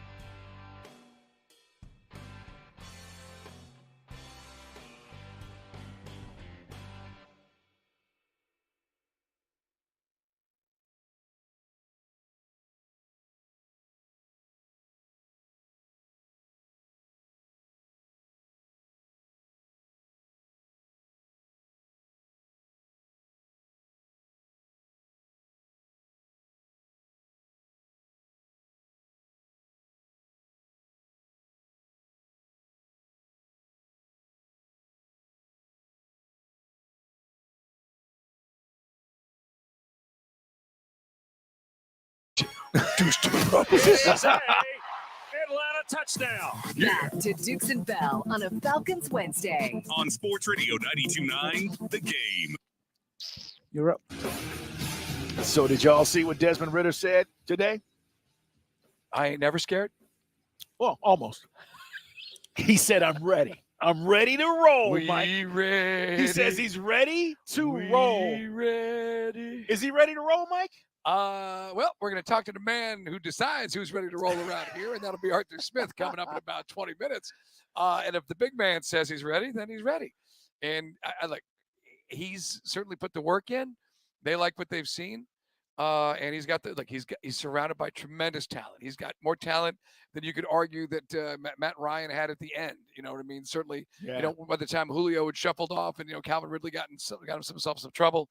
Yeah, we got speed, we got pieces, we got studs, we got a solid offensive line. We're going to balance the attack. I mean, you could argue there's some other young quarterbacks in the league who are not as set up for success as he is. Yeah, and that's the thing, Mike. How set up for success are you? It's one thing if you're a talented quarterback, like, I don't know, Justin Fields with Chicago, right? They've done a few things, but he's not necessarily as set up as Desmond Ridder is. If you took these pieces and you put them in Chicago, right? We'd be talking about Justin Fields in a different way because you'd be like, man, look at what he's got. So I do think that plays a role, but he's still going to have to do his part. He's still got to do his part. It's interesting when you say, take Justin Fields as a delivery system. Obviously, he's an amazing, athlete. But think about this. Drake London would be the best athlete on the offense other than Justin Fields. Kyle Pitts would be the best athlete. 100%. Correct. And Bijan Robinson would be the best athlete. Correct. If not on the team. And we got all three. We got all three. Right. So we will talk to Coach coming up here in less than 20 minutes. Also, Calais Campbell's going to stop by as well this hour. It's Dukes and Bell. This hour is brought to you by All Four Seasons, or check that. This hour is brought to you by Mark Spain Real Estate, should I say. This hour and 4 o'clock hour, guys. So big 4 o'clock hour straight ahead here. We're going to talk some college football. As we mentioned before the break, we just want to let you know there are deals being done. And we always see this, Mike, when guys are holding out, right? And we don't see it a lot, not like we used to. But when there are contractual situations, they usually get resolved right before the season. Because these teams know. And, Chris Jones, we were talking about this, and I just want to talk about it real quick before we get into this Kirby conversation with the Dogs. Chris Jones, guys, has been silent all off season, okay? Basically said, I'm not showing up. The Chiefs have been reluctant to pay him what he feels like he deserves. And if you want to say he's been the best interior defensive lineman in the league outside of Aaron Donald, then he's going to get this $30 million, $30 million or more. But Mike, he's not said anything all offseason. Today, he had something to say, which is interesting. And Mike said, you kind of lose your leverage when you make these kind of comments that Chris made in regards to, I just want to raise. I just want to raise. Why are you cracking now? It's the 11th hour, man. It's literally not the time to throw this out there. You got to play hardball, and that's what's funny because the owners know for some of these guys, especially if you are an unselfish team player, that maybe and you see your teammates ready to go battle and you're not out there. Now you're like, I just want to raise. No. Don't say anything. Don't say anything, man. Well, like you're today, going to go with the hard line. You're going to stick with the hard line. Mike, today he goes, I really can't talk about it. Then he talked about it. He goes, I really can't talk about it. He's feeling a certain way. He's not going to be out there. Yeah. If the deal gets done, then I can be out there tomorrow. I mean, now you're basically saying, what are you guys doing here? What are you going to give me? I can play tomorrow if you really want me to. It's perceived as you're cracking them. In other words, you've softened your position, and now we know that you're not as motivated to stick to your guns as you were about 24 hours before. So there you go. Yeah. Not a good negotiating. Like years ago, I had a job interview with a guy named Andrew Salzman. He goes, how bad do you want this job? I said, I'd shoot my kid's sister for this job. That's not a strong negotiating point. It is not. You're negotiating from weakness. They know they've got you, and you want this job. And then they make you wait. Yes. We'll get back to you. It's Dukes and Bell. Listen, Chris Jones went on to talk, man. He's 29. He's in his prime, but he was just talking about, I've been keeping in contact with my teammates. Just shh. And he didn't. We'll see if the Chiefs give him his deal. Bosa gets his bag today. It looks like he'll play against the Steelers on Sunday. All right, let's talk some Dogs. Dukes and Bell on the sidelines with the Dogs. All right, Mike. This poll question is kind of interesting, and I went and looked at some of the people and how they were answering at Dukes and Bell 929 because we put it out there and we asked you guys. We said, look, why are we defending the play of the quarterback after week 1? Carson Beck didn't do anything bad. And our poll question reads, will Carson Beck have to be defended on a start-by-start basis this season? Did we do this with Stetson Bennett? Year one? Yes, Year one? year one. Yeah. I mean, well, remember it was JT Daniels, who, by the way, is on his 4th team now playing for Rice. But it was JT Daniels who got them through the Clemson game, got hurt in that game. And then after that, it was Stetson Bennett. And I think, remember, we had to convince some of the Georgia Bulldog Nation that Stetson Bennett was the man for the job. Hell, we had had that conversation going into his 2nd year. Yeah, no, that's He was true. already the defending champion. After he came back from the fumble against Bama, went down the field, took the lead, won Georgia's first natty since 80, and we still had some fans that were in their bag about Bennett. Mike Russo says, this is typical. I remember when Georgia fans were talking about Bennett this way. Fans thought he couldn't win. Buzz says, if you're asking what's going on and what happened, Beck will have to be defended start by start, even if he leads them to a championship. Really? Like, at some point during the season, you realize the guy can play. He's good. He's making plays. You get over this.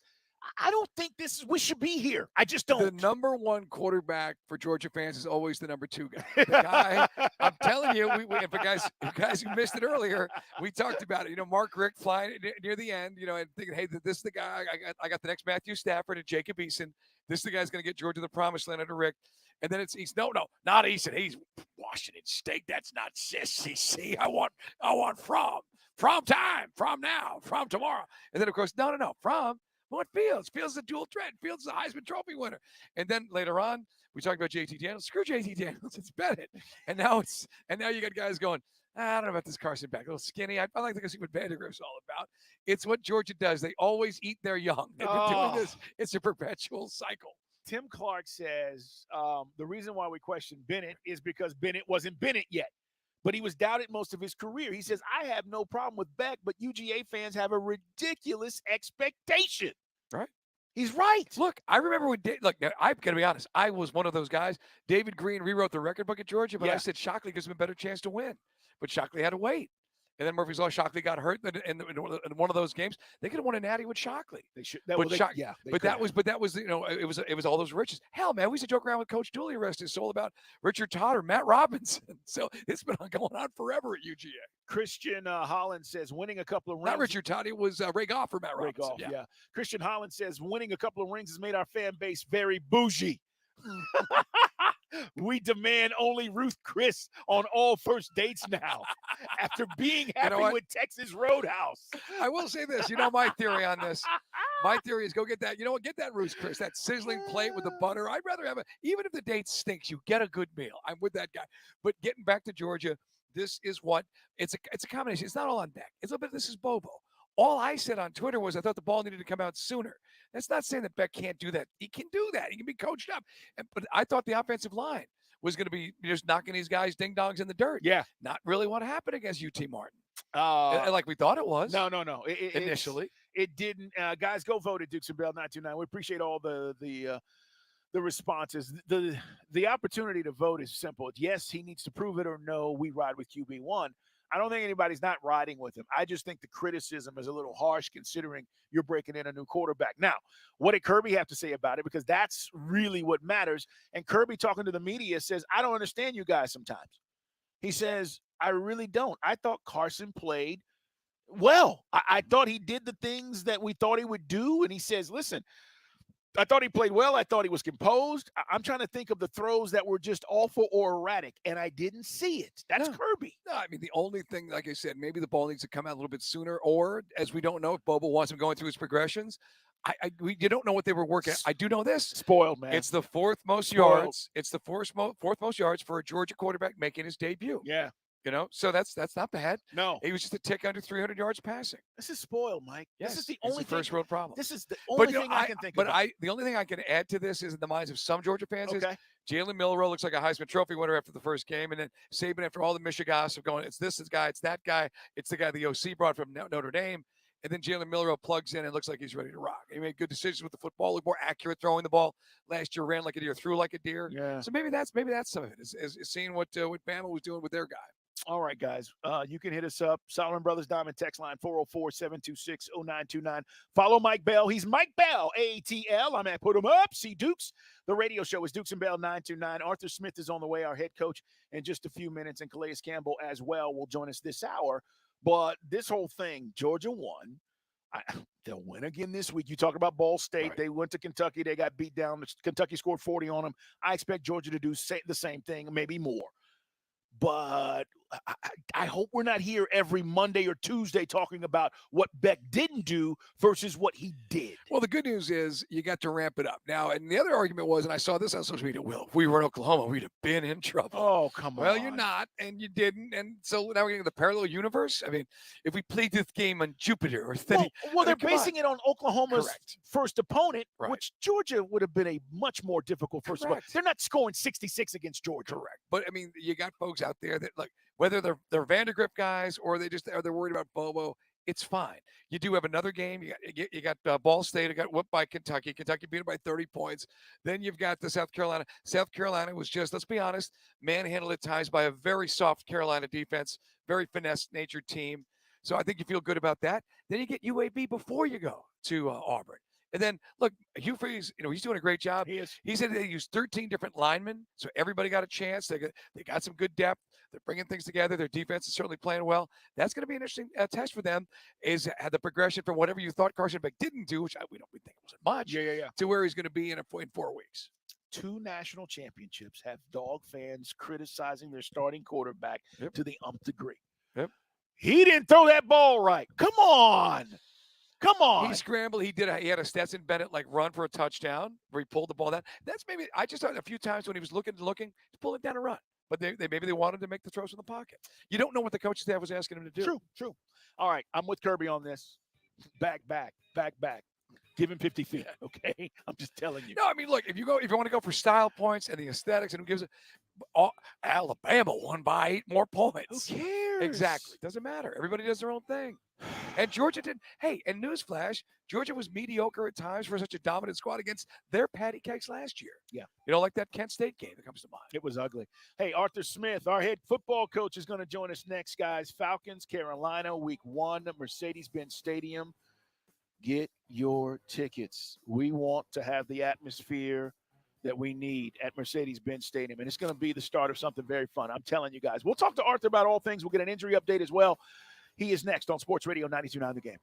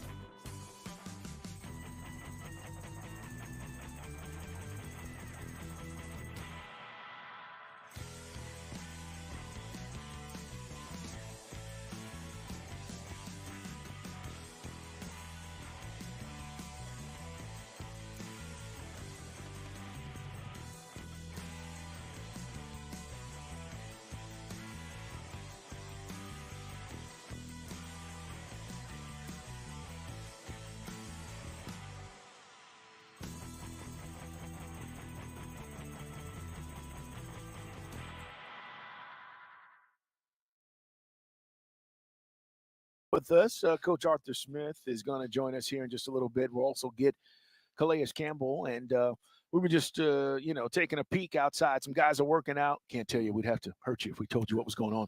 But some guys are working out, getting ready for Carolina, Mike. Carolina is week 1. It is Sunday, and I cannot wait.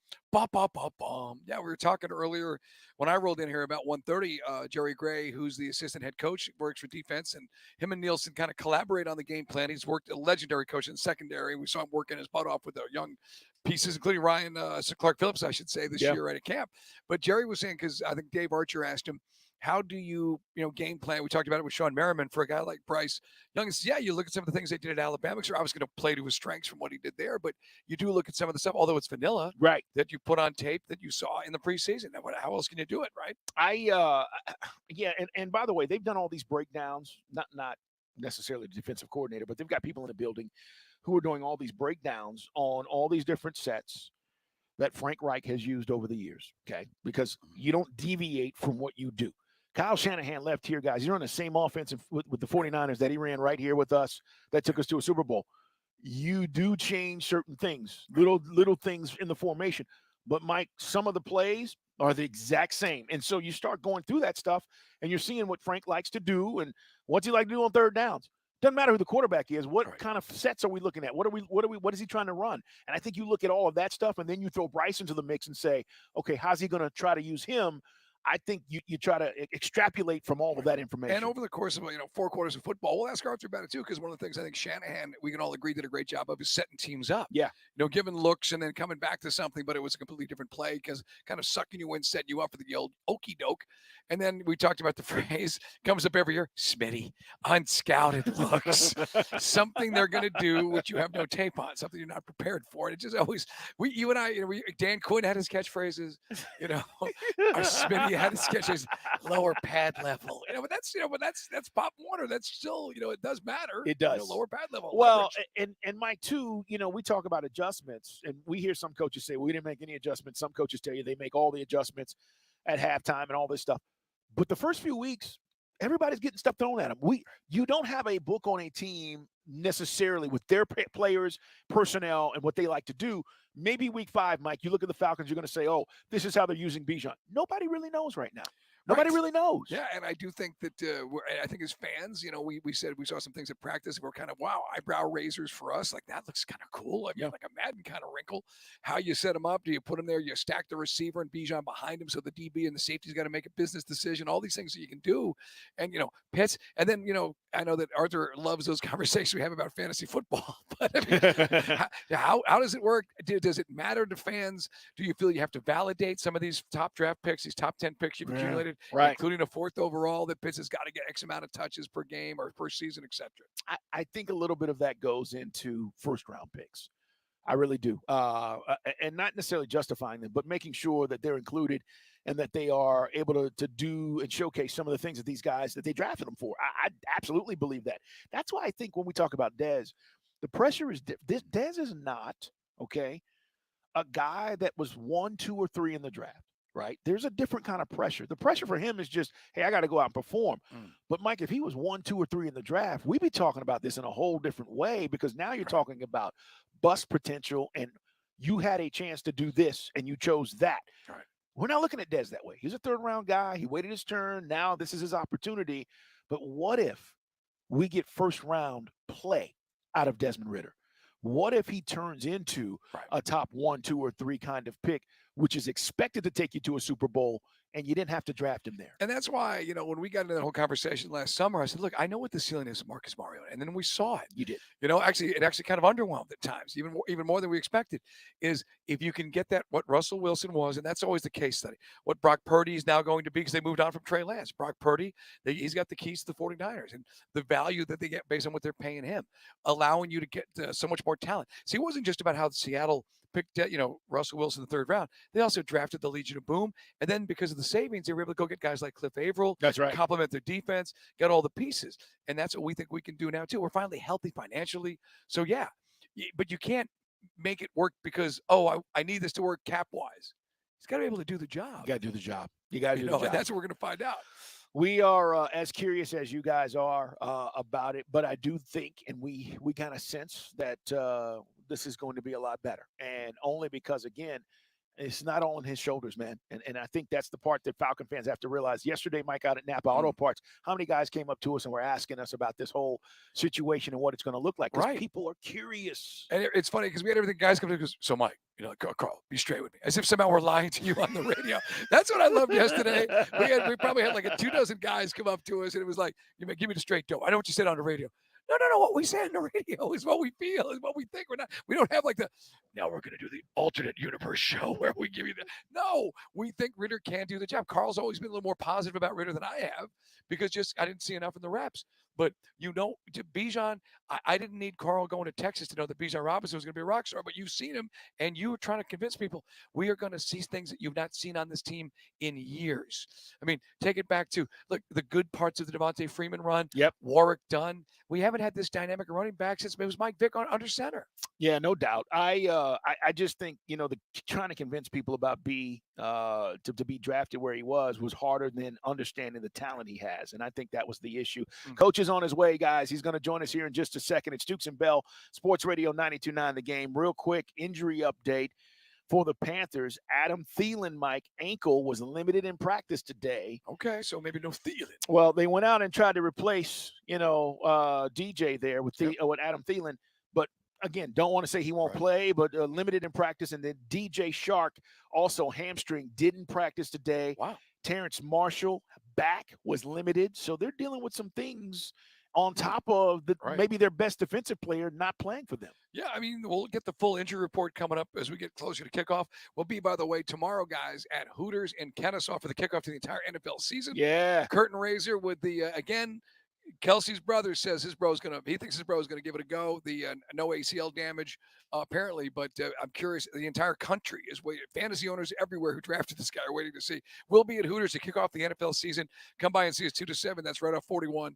You know where it's at, man. It's going to be a lot of fun. And then the Big Falcon Pep Rally comes up over at Atlantic Station on Friday. We'll be right in the middle of all that. Did you draft Kelsey, by the way? I did not. Okay. I went with Kittle. Some guys feel that Kittle is kind of Chris did. Chris's hand just went up. If you're watching us, by the way, if you're watching us on YouTube and Twitch, tremendous cinematography from our man Whispers today, making it all work here in our remote studio.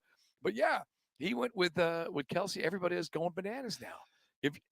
Especially because if you went early on Kelsey, that's production you need immediately. Yeah.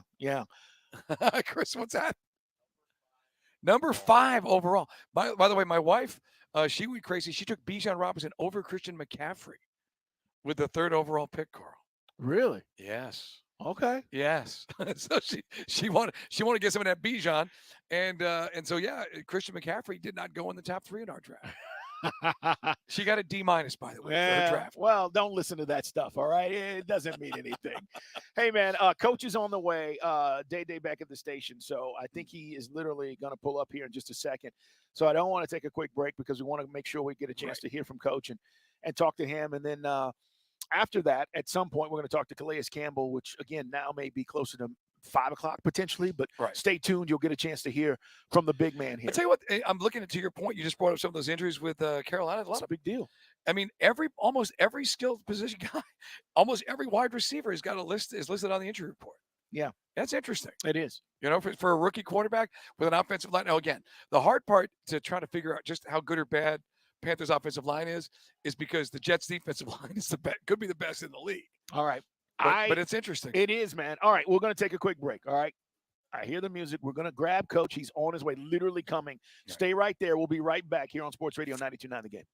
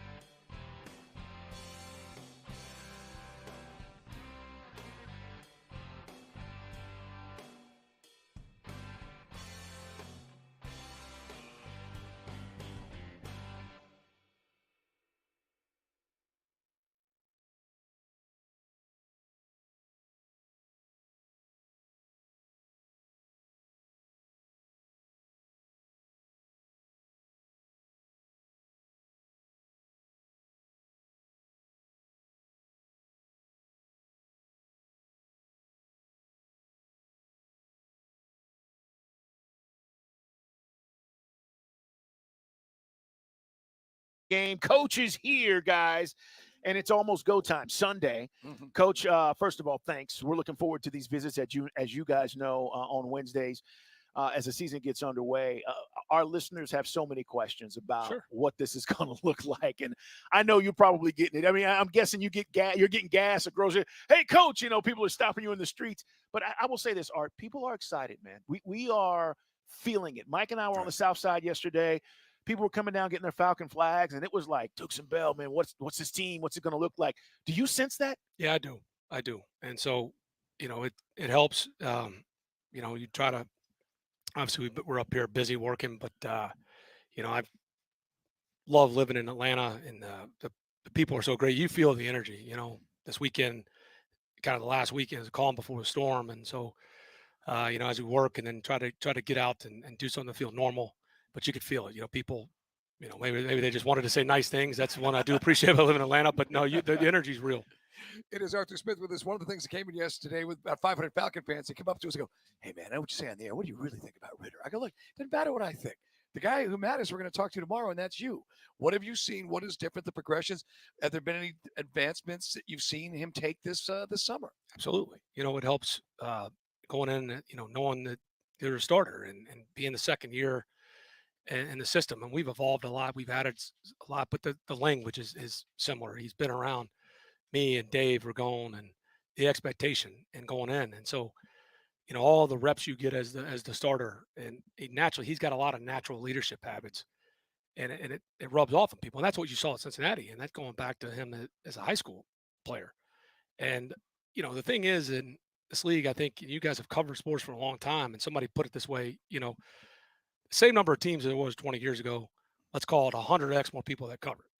And in a lot of ways, it's great. The game has grown and whatever. And so you're getting a lot of opinions, and it's what the marketing that makes the league and the excitement that's a draft. And for whatever reason, sometimes it's hype. But the beautiful thing about football is we got to go prove it. You see it every year.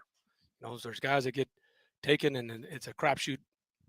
If you're the first quarterback taking the draft, it's 50-50 over the last 20 years. And then, on and on and on. We have conviction in Dez, and a lot of times with different quarterbacks, they've been in a different situation. Who knows? And we feel like we've got a really good situation with Dez. He feel like he fits what we're trying to do. So we're excited about him. Coach, last year, I don't think anybody expected us to run the ball the way we did, right? Third in the league, finished the season. And now I'm looking at this O-line and I'm going, are we better? Coach, are we better than what we were last year up front with the O-line? Well, certainly there's a reason we invested in Chris the way we did, and certainly Jake, and, when he's been here, and still think Jake had a heck of a camp. He's playing really well. Hopefully he's got a lot of his dad, Bruce, his longevity in him. And then with Caleb coming back, so there's familiarity. Drew, playing the center position for most offenses, especially what we ask him to do, that's like being a quarterback. And you can see the command Drew has now as a season under his belt as a starter. And Drew's going to be one of those, hopefully, long-term unsung heroes. Smart as hell, and it's not just because he went to Stanford. Drew's a tough guy. And you need a guy in the middle. I mean, that's such an important position for us. And then, now he's playing next to Burge, and he's next to Jake. So when you got an experienced vet like Jake Matthews, who's left tackle, and then Drew's got a year on his belt, and he's got command, it certainly helps a rookie guard. We talked a lot about Hennessy, obviously, because he got banged up. It seemed like things got moved up a little bit for Bergeron. Did that help him? Yeah, I mean, it expedited his rep count with the ones, and we were going to let that play out, and it's unfortunate what happened with Henny. But we feel good about the depth and what we value here at the lines of scrimmage, and we want to develop guys. I mean, it's such a different player coming out of college football on the lines of scrimmage, whether it was COVID or whether, there's a million different theories, but I think you're seeing some of the O-line development being a little behind, but we invest a lot in it, and the gains that, Ryan Newsell's made since he's been here. Like, he had a really good preseason. Tyler Vrabel going into the second year, Shafe, these guys that we feel good about. Kyle Hinton is a guy we brought in. We had our eye on last year, and we signed him. Those are the unsung. But when you have depth, you need depth in line of scrimmage, both sides, and that helps. And it's unfortunate with Henny, but with Burge is a guy that played a lot of snaps in college, so he got a lot of starts under the belt. It's going to be different on Sunday, but when you're going against David Onyemata and Grady every day, that's a good way to get ready to play. Coach Arthur Smith, head football coach of our Atlanta Falcons, guys, here on Sports Radio 92.9 The Game. It's Dukes and Bell. We're going to do this each and every week, visiting with Coach after games and game weeks. Coach, what about this this Joker thing? We've been up here all day, okay? We've been at Flowery Branch all day, and we got word a little bit earlier when you were talking to the other media members about this Joker thing. Explain to our audience what this is all about, Coach. Well, too many people, sometimes I like, there's the old conventional wisdom kind of bores me sometimes. We've got a lot of hybrid players, and so, I didn't. It started as a joke. D-Led thinks he's, an expert. He's still covering it like it's 1993. He's talking to Ron Wolf and those guys up in Green Bay. Yes. And so, yes. It's just I was just messing with him and just said, "You're really going to put Patterson as third? He's not a third team anything." And CP does a lot of jobs for us, so I just tried to find a new position, call it the Joker. Gotcha. And he was talking about Cordell Patterson, guys. CP could be Panther. The Panther Could be anything. Could be anything. Could be anything. The X Factor. It's Arthur Smith with us here in the trenches. We said it from the moment we saw the first practice minicamp. Bigger wise, size wise, more physicality, and it just seems like this is more of an Arthur Smith type football team than what you had when you first got here. Well, we've been fortunate when you're in a stable and a great organization, and I mean that in all sincerity. It's very rare. Terry and I talk about it all the time. I mean, you're fortunate as hell to even get the opportunity to get a job, and then things that they'd had success here, and then you're just in a transition. And so some things, it takes things that you plan for, some things you didn't plan for, but you got to be able to adapt it, and you truly get to build something. It's kind of rare. So a lot of times you take over, and usually the team, whatever, it needed to change, and it's just the opposite of what was there before. But there have been some established things. So we've been in a good transition. So we've kind of built it in 3 tiers. There's guys that were here. They're thankful they were here. The AJ Terrells, the Chris Lindstroms, Grady, Jake. Guys that are good players that are our kind of guys, and there's been guys that we love to coach that were at the end of their career, and guys we couldn't bring back, because there's cap restrictions.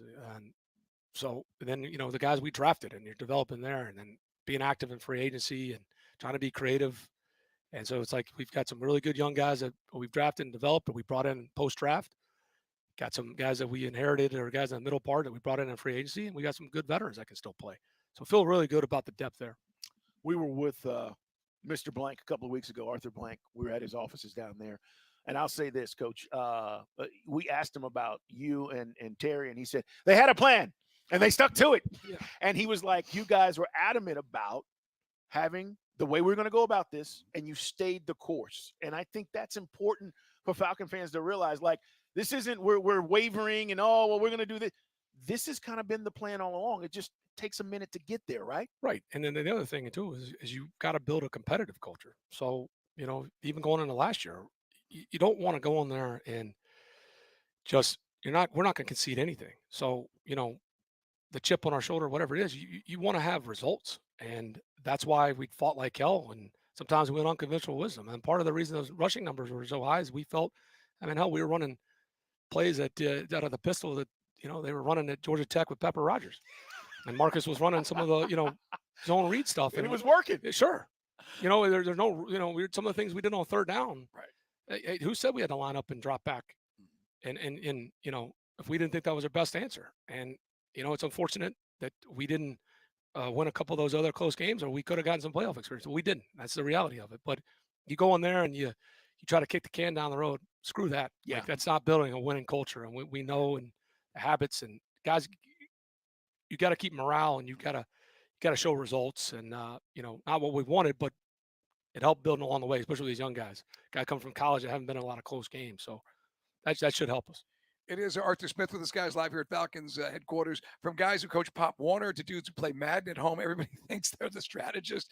How will this That's a convenient narrative. I'm getting the Madden and the fantasy out of the way early, but you're going to play to your strengths. I mean, but as a coach, and you're the offensive mind, the feel for who you're going to with all these weapons that you've assembled for this year. Sure. I mean, that's what you want. You want to have options. You want to be balanced. You don't want to be, that's the thing year after year. I mean, you look how we attack people in 21 was very different in 22, and it's going to be different this season. But you got a lot of flexible pieces, and it depends what, the defense has to say too. So, right. A lot of times you feel you got the matchup wherever they're in. If you get a man coverage, that's what you're looking for there.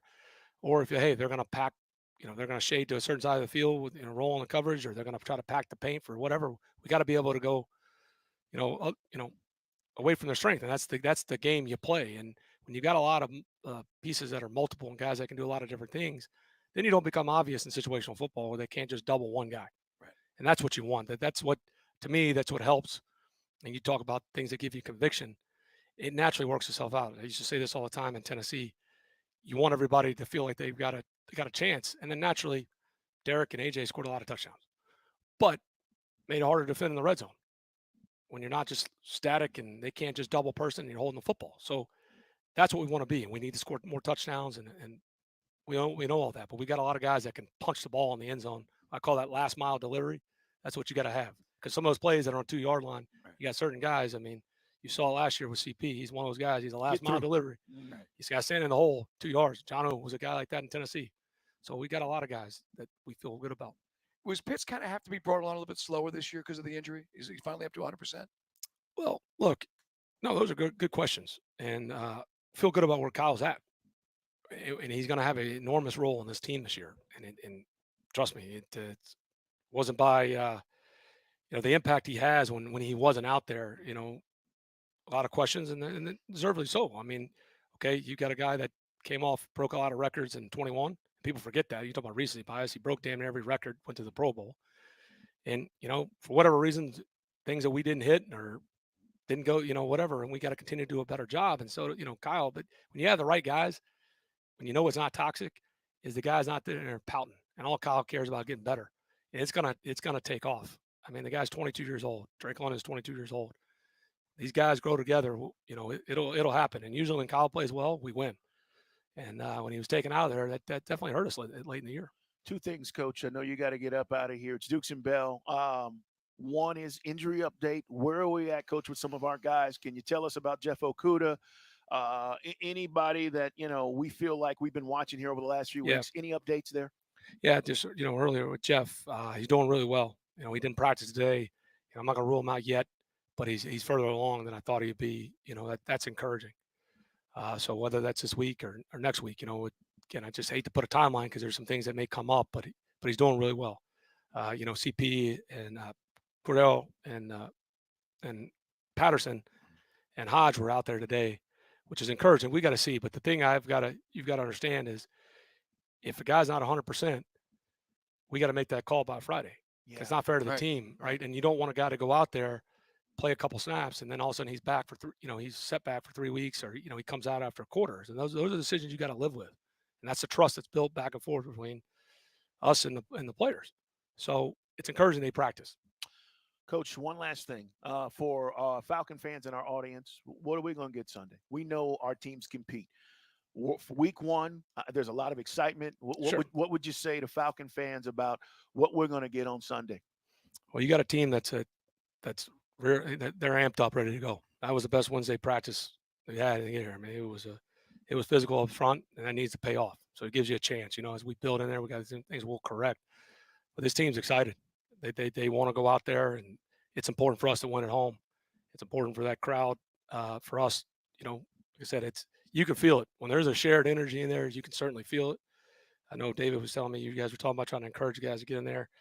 I got to check before I write a check that I can't cash. But if I can find a way to incentivize, maybe I could talk to Rich McKay and Mr. Blank. Maybe see if I can get the first adult beverage on me if people get in there early. Yeah, I'll see what that is. I'm happy to pay for that, but I can't promise it yet on the air. No doubt. I don't want to put myself in cash a check.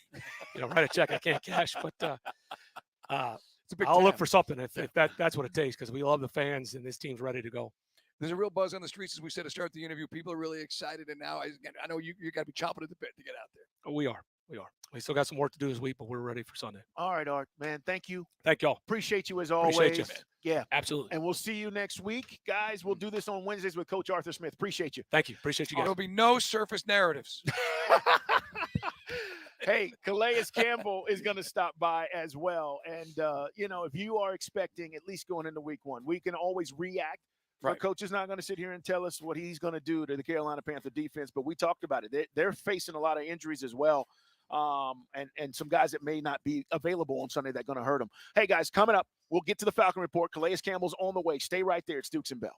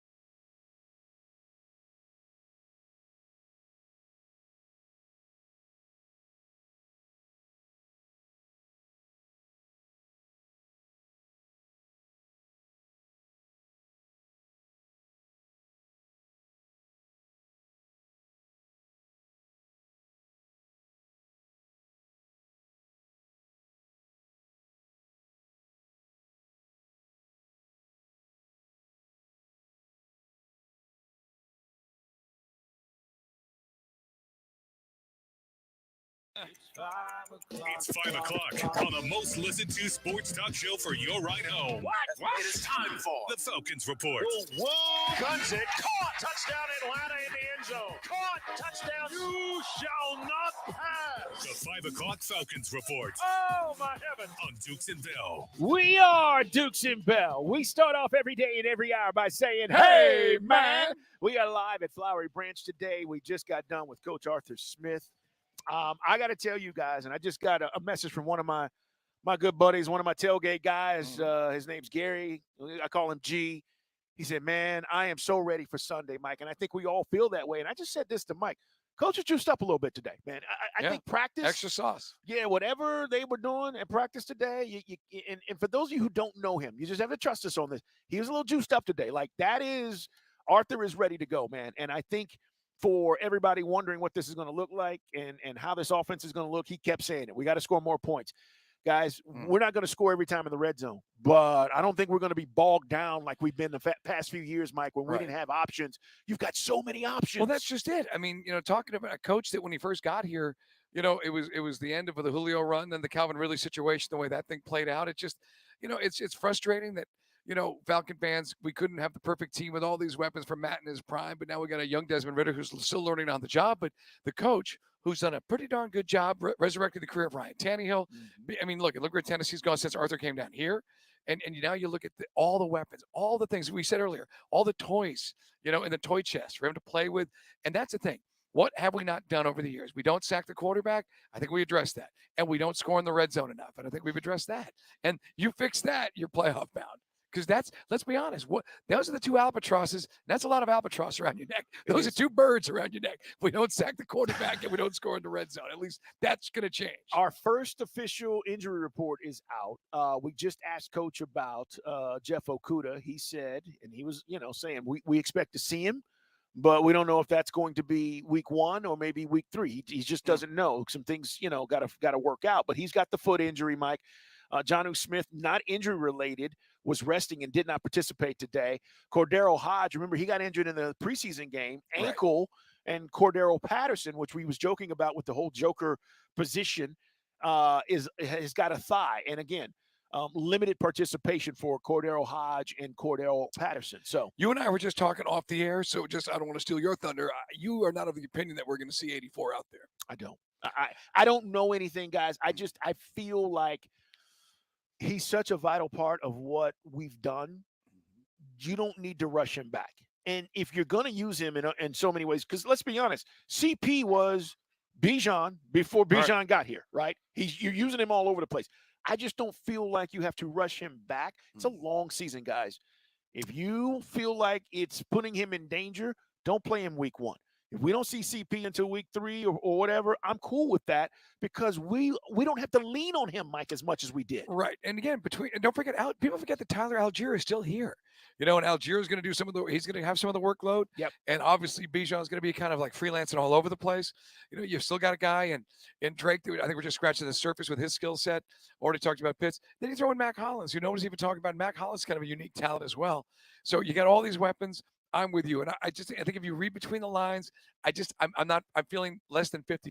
We're going to see Cordero Patterson out there. The Okudah thing is, that's a depth thing, right? And they're not going to rush him back either because that foot injury, we were at practice today that happened. Right. And when it happened, we were like, oh no, because we felt like it might be worse than it actually is. But the fact that they've not put him on the injured list, guys, that's a big deal. And so for him to not have to miss, the first 4 games, they feel like he's going to be back here sooner than later. It is Dukes and Bell. This hour is brought to you by All 4 Seasons Garage and Entry Doors. We've been talking a lot today about Georgia and defending the quarterback and Carson Beck. Our poll question's up at Dukes and Bell 929. I know you were responding to guys about that. Yeah. As we await Calais Campbell, who's going to join us here in about 5 minutes. So stay tuned as the big fellow will be here in just a little bit. Yeah, man. I just think that all the stuff that we said was going to happen kind of happened. Guys are breaking it down 7 ways to Sunday about Bobo and do they run the ball. They're averaging like 8 yards a carry, 8 yards a play practically. So did it have the same style points of Alabama and Bryant Denny against Middle Tennessee State? Well, that's up to you. I mean, you got the win. It's a dog blank opponent. The schedule is what it is. With all due respect, you got another one coming up with Ball State. Sorry, Mac. And then, then you get into the SEC, then it's UAB, then it's Auburn. The game which I've got circled as far as not cutting time and how far is Carson Beck coming, he's ready to go, is Auburn on the road. Jordan Hare's a terrible place to play. It's tough. For a visiting team. I still think, and I think you agree, despite bigger stadiums and different layouts, the loudest environment when it's cooking, and they sold out season tickets this year, is Jordan Hare on the play. And so that's the one I'm worried about. All we said was, guys, when I say semantics, for folks in ball ground, that means we're splitting hairs, okay? We're not saying he didn't do a good job. We're just saying 4th highest yardage total in passing for a guy making his first start as a Georgia quarterback. That's not bad. I just thought maybe the ball comes out a little bit sooner on some plays. But I'm not seeing the 22 shot. I don't know what the coverages were. All you're seeing is what you see on TV. So maybe he was doing exactly what Bobo was asking of him. I think so. I don't want to be as critical as some. I get it. They won. You're breaking in a new quarterback. If we're having this conversation after week 6, right, and he's looked terrible, that's a different deal. Right. He didn't look terrible. He looked good, and I'm going to take it for what it is. But go vote, man. We're asking you, are we going to have to defend Carson Beck after each and every week? Mike, Chris Wilson hits us up. He says, Mike, don't let Coach slide on that question about Pitts and his health. That wasn't an answer. I feel good where Kyle is. And Chris says, come on, man. Chris, I'll say this. You guys know I've been on Kyle for a while. I need him to perform at a high level. I get it. In this locker room up here at Flowery, we call him the unicorn, and he's 6'6" and runs 4.4 and all that, and I totally get it. But I need production. And for Coach, what he's telling you is he's in a good place. Right. He cannot tell you and won't tell us how many snaps or how many times he's going to try to throw to Kyle on Sunday. But what he's telling you is he's in a good place. Chris, I can accept that answer, but I got to see it on Sunday. That's all I'm saying, Mike. If Coach says, hey, he's in a good place, great. Where is he on Sunday when this game starts, and what are we talking about after the game? Are we talking about Kyle having a significant role in the win, or are we talking about two balls for 29 yards? Well, that'd be a problem. And I do think that Pitts is aware of some of the things that have been said the last few weeks. I think you even saw him, gritting it out. Maybe he was a little ahead of schedule because remember, guys, the injury occurred late in the season. In the final, beyond halfway through the season, he's back. But is he 100%? Yes. Okay. Did I get the definitive answer? No. But I think you read into that, and then he's not 100%. Okay. I can't. We try to read between the lines in some cases.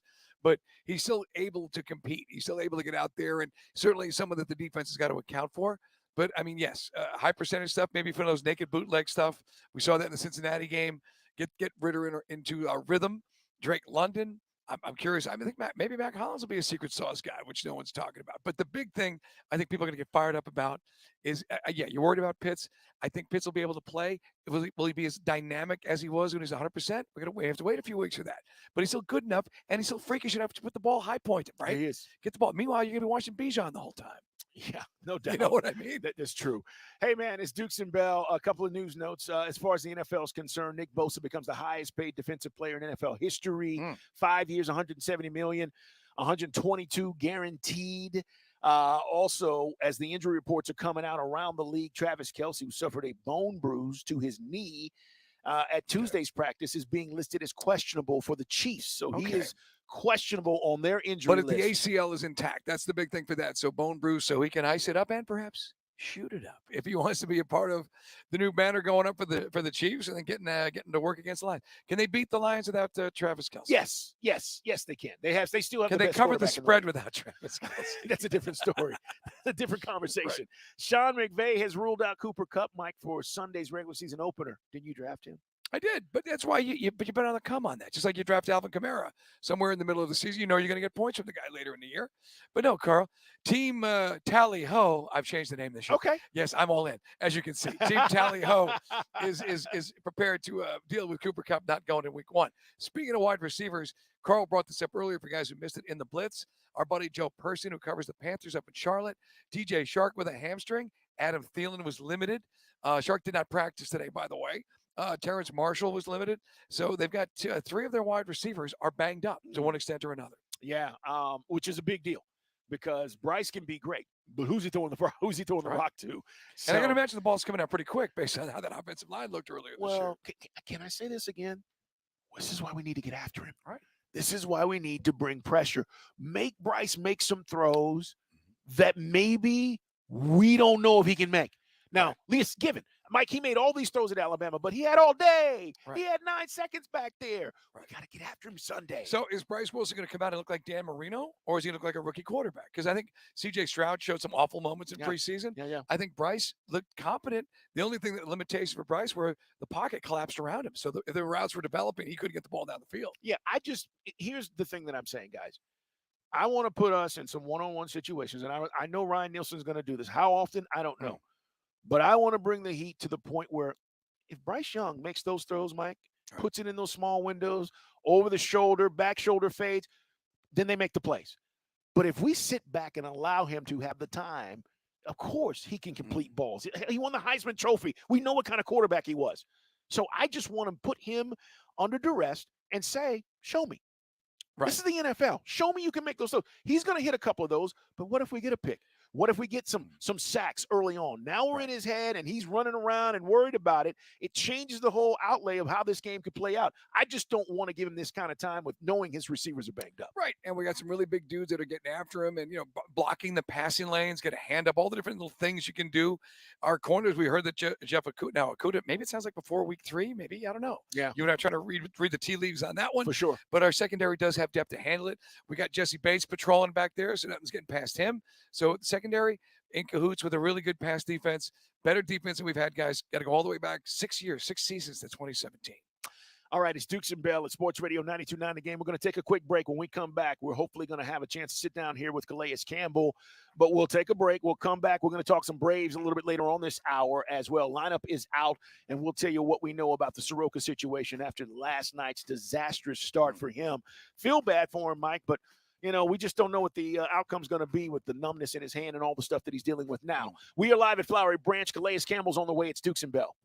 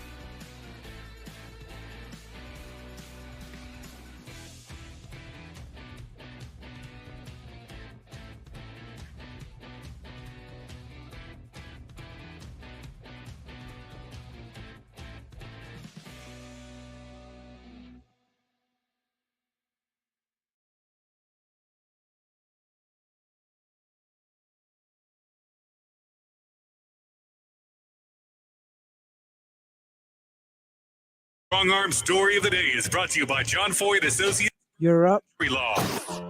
There is a lot going on in the world of sports. It's Dukes and Bell Sports Radio 92.9 The Game. We're live at Flowery Branch, guys. We are awaiting the arrival of Calais Campbell. He is going to join us here. As we said, they practiced a little late today, so things got pushed back a little bit. Coach joined us a little bit later than expected, and we expect Calais to come by here as well. A couple of things in Major League Baseball. We will talk to Grant McCauley, guys, coming up later this hour, our daily visit with Grant about – you and I said it off the jump. No, it doesn't mean he can't pitch again for the Braves, but when you look at how many chances Soroka's had, and now you throw because he's gone to a new type of motion that results in his fingers feeling numb. I said it to Carl to start the show. I don't think we're going to see Soroka again in a Braves uniform. I hope I'm wrong, but I just begin to wonder where that's going. One guy you're not going to see anytime soon, this just broke this afternoon. The Dodgers, Julio Urias, has been placed on administrative leave. Domestic violence charges, big part of their rotation, big part of potential postseason matchup if it comes to an NLCS with the Braves and Dodgers, and very curious to see if he'll be available, if he's going to continue to be now basically in timeout by MLB. Well, they have no choice but to suspend him. It's kind of the protocol. We saw that with our own Marcell Ozuna, right? A few years back. So I think that's just what it is. And as far as, him being a Dodger moving forward, I don't believe that'll be the case. I shouldn't say the funny thing, but Chris brought this up. They had a bobblehead night planned, and they've since changed that. And you go, well, of course they are. They're not going to run that out there. All right. But I said this to you guys when we talked a bunch of about kids this. in the Sudan with some toys to play with. Somewhere. Right.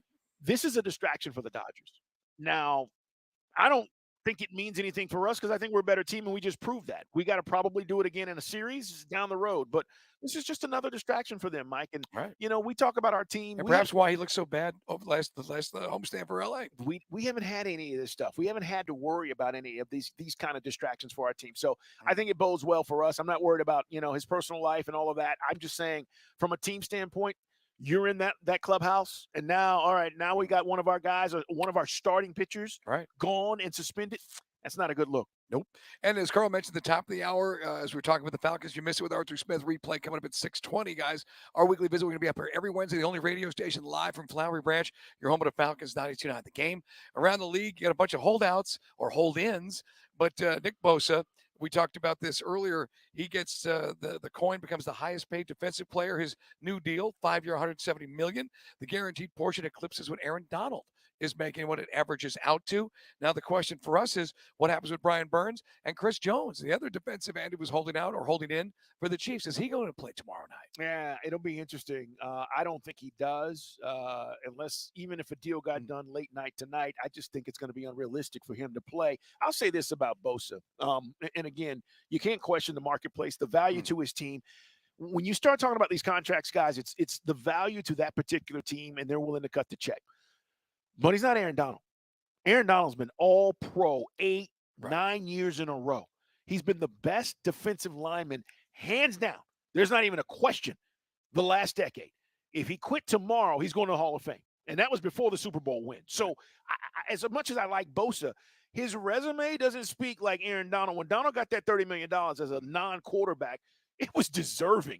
Like, you couldn't even question whether or not, hey, are you guys really going to pay him this? My only point is you may see some lesser tier kinds of players getting more money. And this is where I think, Mike, we have the issue with the NBA. We see these guys who are like the 11th and 12th man on the bench. You're like, man, what's the deal? These are not even superstars, I mean, right? the 25th best player in the NBA based on scoring and assists is the highest paid dude. Yeah. And we always say, get your cheddar because it's a finite amount of time. Sorry about the hat, man. I didn't realize you were coming in today, Calais. He's lying. He's representing the U. What, Calais? He's lying. He did this purposely, man. He wanted to mess with you. He wanted to throw it up, huh? He want to get started in here. But y'all handle y'all business represented for the ACC, so I'm going to go ahead and rock with it. As long as it lasts, I know it's about to break up. I would think you'd appreciate that kind of physicality from Florida State. Yeah, that was fun to watch. It was. Calais Campbell is here with us. Brother, thank you, first of all. We all know you had choices in the offseason, and I know you've talked a lot about this. But for our listeners, and we are the station for the Atlanta Falcons, and a lot of people listen, and they want to know, you said there were many reasons you chose Atlanta. We just had Coach on. I know you're good with Grady. What was the message? Like, because where you are, and I talk to guys in Baltimore, they're like, yo, Calais can still play, man. He's still getting it in, and you had options. Oh, yeah, they're about to find out real soon now. I can definitely still play. I still got the juice. They're about to find out real soon. So what was it that they sold you on to come here? Honestly, I answered the phone not knowing, Coach Smith was going to call me. Somebody said they gave me my number, but I was actually expecting a different call. And so I just answered the number I didn't know, because normally I don't answer numbers I don't know. But, Coach Smith was on the phone, and he was like, hey, man, it's Art Smith, from the Falcons. I'm like, oh, yeah, I know who he is. I mean, he was, I competed against him enough, had to go against them tough O-lines, back when he was in Tennessee. When I was in Jacksonville, we used to battle. And I always respected the way, because, I'm a student of the game, and I really try to get any advantage I can get watching tape. But with him, it was always hard, because, he'll Tennessee breakers, he'll mess with you. He'll mess with your eyes. And so you have to really be real disciplined. And I love that, because, it made my job harder. So I respected him always from the beginning. And so when he called, I was just talking to him, and we had a genuine conversation. And I was just like, wow, that was a good conversation. It was like, talk for 15, 20 minutes. Like, it was like, wow, and he was just kind of explaining to me how they were really interested in bringing me here. And he wanted me to take a visit, so I talked to my agent afterwards, and I was like, yeah, maybe we should go check him out, because a lot of teams wanted me to come and actually like do a visit, and I didn't really want to do a visit. So I'm like, man, come on, you know what I can do, like, what do you want me to come in the building for, You know who I am. Yeah, like, come on, man, like, watch the tape, it's year 16, the biggest thing you want to know if I still got it, if I'm out of shape or something, Right. nah, come on, I work. So I wasn't really wanting to take any visits, but because it was a place I wasn't so familiar with, I wanted to come in and like, okay, let me just take a visit and see what it's like. And I'm glad I did, because when I came in the building and just like got around the guys, I sat down and had dinner with Coach Smith and Terry Fontenot, and dinner was just like cool. Like, we just had a good conversation. It was just a lot of just natural bond. You could just feel like, wow, they're just really good dudes. And then the next day I came into the building, and I got to sit down and meet all the coaches, and I really liked. The conversation I had with Coach Nelson was legit. Yeah, that Right. was icing on the cake. That was like, okay, we gotta, just I could see his passion, I could see his vision, and how he wanted to use me, where he felt like what I can do for the team, and I think that's a big part of it too. Is like, a lot of when you get a little older, you're not sure how people want to use you. How do they see you? Do they see me as a guy that's like a voice in the locker room and just a guy that can do some pass rush on third down? Or do you see me as a guy that can still affect the ball game? And, they made me feel like, coming here, I could be one of the difference makers that could help us get over the top, and I like that feeling. I like feeling like, hey, you're wanted, they know what you can still do. They watch the tape, they see it, they're not just trying to bring you in to be, a leader, a vocal leader, or anything like that. They want you to come in and be a dog. And that's just who I am. So, I love that mentality, and I love how you want to use me. And honestly, another appealing thing was playing true to the end. Because I've always wanted to play true to the end. I don't know how many people really know that. I've always wanted to play true to the end. And I 3-4-ish. Yeah, I had a bad combine. I showed up out of shape. It wasn't like it was my fault. I showed up out of shape, and I had a bad combine. So people were like, well, maybe he can't play DN. He's a little slow. But I was 30 pounds overweight just off of being a young kid, Yeah. Whatever. It is what it is. And so most of the teams are like, okay, maybe he's probably more interior. And so, but then you're young. I just want to get on the field. Put me in the field anywhere. Let me play ball. I'm going to play ball. And I did well, and so, they made me a 3-4, DN, D tackle. And I embraced it because, that's the way they got on the field and ball. And I had a lot of success. So, I rock with it. And they're always looking for guys who can play the run and pass rush. It's hard to find interior guys who can pass rush and play the run, And so, I embraced that and made a bunch of money, had a lot of success. And it was, all right, cool. But then back in the day, Jacksonville called and told me I could play true to the end. I was like, okay. Yeah. And I've been telling my coaches all the time, like, I can play true to the end if you give me the opportunity. And I had a couple games of, run heavy teams, back in the day, and those double-headed monsters and stuff that let me play on the edge. And I would ball, get sacks, set the edge, line of tackles for loss, ball. And then, Jacksonville, obviously, I went out there and, averaged 10 sacks a year, Crushed 3 straight Pro Bowls, Yeah. All Pro. The Pro Football Writers, Defensive Player of the Year, it was great. I was like, man, I've been telling y'all, one of my teammates was like, bro, I know you always said you could play DN, but I didn't really believe you. But wow. And so, then I got traded to Baltimore, and it was back inside, and that was cool because to me, I put me on the field anywhere and I'm a ball, but then I got another opportunity to come out back on the edge, and I just feel like it's another opportunity to show them I can still do it. It's Calais Campbell with us, guys, live on Dukes and Bell at Falcons headquarters. We haven't had a free agent with your kind of resume, 6-time Pro Bowler, Defensive Player of the Year, since Dwight Freeney came here, the year we went to the Super Bowl. I know you said in the conversations that, yeah, you want to play. Not everybody wants to be a mentor, but are you cool with that role? Because the younger players seem to feed off your energy. I mean, that's who I am as a whole. Like, I love to share my knowledge, and I had great, vets when I was young that did the same thing with me. So this is kind of how I was raised. What's the point of taking it with you, And I don't know how much longer I got. This might be it, So, I definitely try to love on the younger guys. I mean, that's important to me. So, like, the mentorship is going to be natural. Anybody who's ever been around me knows, like, hey, if I see anybody with, and I can see a way to help them, I'm gonna speak. And I think a lot of times, coaches, they've been really good with me speaking up in meetings, and trying to give a player perspective from the same thing they're coaching and teaching, and just trying to get them a different understanding. And then on the field, that's where you really kind of get the best, because you can, like, in between, when the offense is up, we can work on stuff, and even after practice, before practice, just work on little things that, carries over. You got, obviously we got our individual player, you got coach, what he's teaching, and I just kind of add to it. So, but the mentorship has always been important to me. You've played on a lot of really good defenses. What we got? What we got? Man, we're going to be good. We're going to be good. You kind of want to keep things kind of like, you don't want to let the cat out the bag. But I'm just like, come on now. What we got? But you feel it? I saw in Coach Nelson's eyes, I love the way he explained and broke down the way we were going to play defense. And then I saw the moves, that were made to make sure that we can do that at a high level. And, bringing Jesse Bates in, bringing Caden Ellis, those guys, like, you turn on the tape, they show up consistently. I was in a division with Jesse Bates. And so I saw it, firsthand, and I mean, I know Joe Burrow gets a lot of love and he's worthy of the love, right. But them playoff runs, that was a defense. They beat us last year. That was a defense. When I was, Baltimore, I mean, that defense won the game, and Jesse was a big part of that. And that's why you see he's a captain now, because he's a natural born leader. Just he carries himself a certain kind of way that people gravitate towards. I know that feeling because I've been that guy.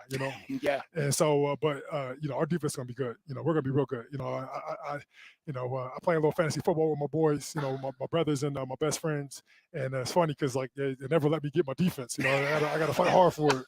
And it's like, because they know what time it is, I see it, and I know, I tell them, hey, our defense is going to be special. We're going to handle our business. I mean, I don't know what we're going to do. You just got to go out there and do it. But I know that the work we put in, the guys we have, and the techniques and the way we're coached, there's no excuses. We've told our listeners, because they read the national stuff, and I say, they just don't know what we've got. They don't, because they can't quantify the way our offense is going to work with running backs that play like wide receivers and tight ends that play like wide receivers. What do you think of the talent on the offensive side? Yeah, we have playmakers. Get the ball in their hands and let them make plays. And, it's like, I mean, I've experienced what he can do, from having weapons and, like, just, making it hard on you. I mean, we put so many different personnels on the field and do so many different things that teams have to prepare for everything, which slows them down. You can prepare for many more things that you can never really kind of become an expert at anything. You have to kind of, just, you have to work all this stuff. And at the end of the day, I mean, we're coming downhill. We're coming downhill, different bodies, different people, but we're coming downhill and we're going to make a lot of plays. And then, I love to see the growth that Des had throughout camp, and I can't wait to just see him on the field, see him get his confidence even higher, because he, success brings confidence. And, I feel like, you don't want to say too much because you don't really, want to overdo you. I'd rather under promise, over deliver. Yeah. Right. But I feel like I have a really good feeling about the season. Well, you've been around a long time, bro. That's why I'm asking. Like, I've been around a lot of teams, and guys are like, right, and then I've been around teams that are like, we gonna be all right. Yeah. And I want to get your advice. I got to share this with you. Our listeners are listening. They love hearing you.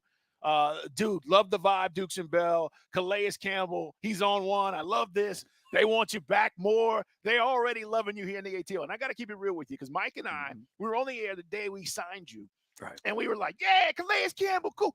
How much? And we were like, how much is he going to play? And I think you've kind of answered this because we were like, is he coming in? Is he playing limited snaps? What's the deal? You're telling us you want to be on the field, and that's what the expectation is. Oh, yeah. I love this game. Okay. Now, we rotate. We're going to Sure. do like the hockey change on the D-line. We're, Go as hard as you can go for 3 plays, rotate out. Hard as you can go for 3 plays, rotate out. And, we've been practicing that. But, I think, when big moments come up and everything like that, you get a little more reps. But, yeah, man, I want to be on the field as much as possible. Okay. But at the same time, I know I'm a little older, so I got to rotate out. There was times where I used to play 85, 90% of snaps. Now I feel like I'm more like 60, 50, 60, but I could give you a quality, 30 plays a game and dominant. Dominant. I love it. Yeah. Man, we said Christmas came early for Grady when we signed you, man. Because I think, and by the way, how's your relationship with Grady? Oh, it's great. Yeah. It's great. And I told him, I was like, yo, hey, I'm gonna pump you up because I know we're a smaller market, but Grady's about to have a monster year. He can have that DPOY year, and a nose tackle, But the system and the way he works and how smart he knows just how to take advantage of the moments that the system gives him. And man, I think he's have a monster year, DPOY kind of year. Let's hope so, man. Calais, thank you so much. We appreciate you stopping by, brother. Love the energy, man. Let's get it. Yes, sir. Let's get it. All right. Yes, sir. ATL, stand up, baby. ATL, stand up. We'll see you Sunday, bro. All right. Congratulations on being here, and good luck this season. Calais Campbell, guys. He'll be the biggest dude on the field. For folks who did not come out to practice, you cannot miss this dude. Appreciate it, man. I don't know what to tell you if you don't get if excited. you don't get about excited that. from hearing that, I don't know what to say to you. I don't know what to tell you. I know we live in a world where people are jaded or on the fence with this team. Get on, but you know what? This is your last day of. We'll give you one more day of amnesty to get on the Falcon bus. I don't know what to tell right you now. Did you hear him, Mike? He was like, "We're gonna be all right." Dude, how do you not? I mean, Come on, man. And he's a beast. And I said what I said about Freeney. I think it's the same vibe. Freeney had the same impact on this team. Is it Sunday yet? I know. This hour is brought to you by All Four Seasons Garage and Entry Doors. We are coming back. We're going to talk to Grant McCauley, guys. Braves back in action tonight. Carl and I are going to go hit the sled during the Boy, commercial. I'm ready to roll, man. The lineup is out. We'll tell you, talk about Soroka and much more. Stay right there. It's Dukes and Bell.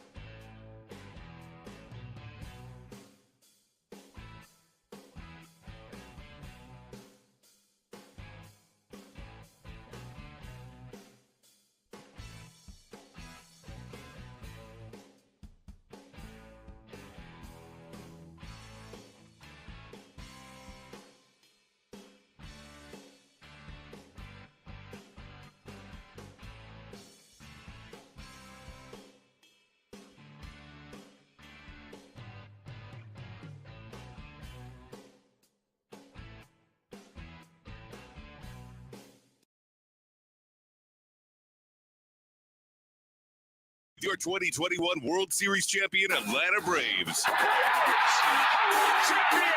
On Dukes and Bell, Sports Radio 92.9, The Game. Lots of questions going on with our Atlanta Braves. Thanks to Calais Campbell for stopping by. If you missed that interview, you missed out. He was amazing and fun, and more importantly, giving us some insight into what he thinks this Falcon season is going to look like.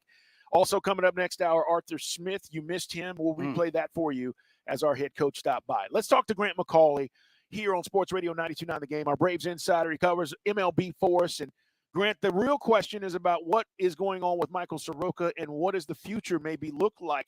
Can you give us any update and then tell us what you think about what went down last night? Yeah, I really wish I could offer more of an update on what's going on with Soroka, but right now the Braves, at least today, earlier this afternoon, when we talked to Brian Snicker, we're still running tests, still trying to figure out what the severity of the injury is, the extent of it, and then obviously you'll start to figure out what the course of treatment would be for that. But as we all know, this is the latest in a long line of setbacks for a guy who has been through an awful lot since 2020 when he tore his Achilles for the first of two times. He's dealt with some arm issues. He's dealt with more leg issues early in spring training, had really made it through the course of this entire season without any further setbacks until last night when he started to feel some numbness in his fingers. He really couldn't put a finger on, no pun intended, exactly when it started for him in the second or third inning, but it certainly got to the point where it was noticeable. When he came out after the 60 pitches, clearly the results weren't there, but more importantly than that, it was a health-related issue that the Braves are trying to look into, trying to figure out the extent of it. And, to speculate clearly as you look at what he's been through and how long his road has been and, the hopes of coming back and pitching competitively at the big league level every fifth day. It's just hard to predict exactly where the next steps are going to be for Michael Soroka until we really know what's going on this time. Grant, I know I seem like I asked you every other show you're on with us about Michael Soroka. When was he coming back up? Obviously, we talked about they kind of slow rolled him. Other guys from free agent acquisitions or guys who were claimed off waivers, I should say, to other people from Gwinnett would play that fifth starter role. Was part of this as they were letting him develop this new motion, this new throwing motion, which may or may not have created this injury? Yeah, I don't know that it's necessarily the mechanics that created the problem, because even with, good mechanics or mechanics that you've repeated for years and years, guys still get hurt. So he doesn't look, night and day different. It was just some minor tweaks I feel like he wanted to, be able to involve, not to get all into the, how you design a pitcher's mechanics, but he wanted to make sure that he was equally distributing everything through his lower body so that his mechanics were repeatable, were comfortable. And clearly, once you've dealt with a couple of Achilles tears, you want to have that in mind so that you're doing everything you can to not create something that could cause another. I don't really feel like, his new mechanics would really be to blame for it. But in terms of, giving him the time this year to get the reps, that as much as anything was going to be an important part. I think our question was, every fifth day when you saw other guys struggle, wouldn't you be better served allowing him to test himself out at the big league level? And that, I think, was, a fair question and a fair debate. But at this point, I think we know that, he's not going to be able to factor in that equation for some time to come. Marcell Ozuna, how many home runs do you think he ends up with? And what is the contract situation next year for Marcell Ozuna? Well, he's under contract for one more year, and I believe $16 million, if I'm not mistaken. So clearly the Braves have the opportunity to bring back a guy who has managed to somehow go from the outhouse to the penthouse in terms of on-field production at the very least, and apparently get himself, back in the good graces where he's needed to and make some, hopefully, adjustments on and off the field. Anyway, he's been, kind of the model citizen this year in the Braves. He's a great teammate, according to the guys that he shares that locker room with, and that, I think, is an important part of all of it. But as far as the home runs are concerned, his career high is 37. I believe he's sitting on, 33 now, so 4 away from the career high. It's the only other time in his big league career that he had hit more than 30 home runs, surprisingly, but he's got a chance to push 40. I mean, he's right there in line with where Ronald Acuna Jr. is, Austin Riley as well. They've all got a shot at hitting 40 home runs this year. It is our man, Grant McCauley, with us guys on the waitfor.com hotline. In addition to what's going on with Soroka, McHugh goes down with an injury of some sort, some kind of shoulder inflammation. We do get to see Vines, though. And I think a lot of Braves fans are excited about seeing Vines get another start. Yeah, well, that remains to be seen, how exactly they line all that up. I believe, ideally, he would start perhaps on Sunday against Pittsburgh, but Brian Snitker was asked, what is Darius Vine's role as he returns? And the answer was, as you might imagine, to give us some length in the bullpen, having just lost Colin McHugh to the injured list. So I'll be interested to see how exactly they use him. It wouldn't hurt him to throw an inning or two, in lieu of throwing a side session and still be in line to start on Sunday. But we'll see how exactly they want to play it. But when you go out to Colorado and throw 6 innings of 2-run ball as a young pitcher, even against a Rockies team that may not be among the best in baseball, that still says something to me. And I feel like, he deserves another opportunity to see what he can offer the Braves down the stretch here as we await the return of Kyle Wright, which took another big step last night as well. Grant, Strider on the hill tonight. Lineup is out, by the way, guys, and no real changes or a different look for Brian Snitker. But let's talk about Strider as we continue to say, he's chasing a Cy Young. I don't want to put it out there like that's the objective, but again, if he continues to pitch this way over the next, 4 starts or so that he might have before the end of the season, we're talking again, he'll be pushing 20 wins. I just think these starts are important for Strider also to help build confidence towards going towards the playoffs. Definitely. I think it's a little bit of all of the above. I mean, Spencer Strider's not going to go into a season with, personal awards and accolades as his number one priority. But if it's a byproduct of his success, I'm sure he'll be happy to work up an acceptance speech. And as far as Cy Young goes, there just really isn't one pitcher that seems to be a far and away favorite. I know Zach Gallen was mentioned a lot. He's kind of cooled off in the second half, still having a very good year.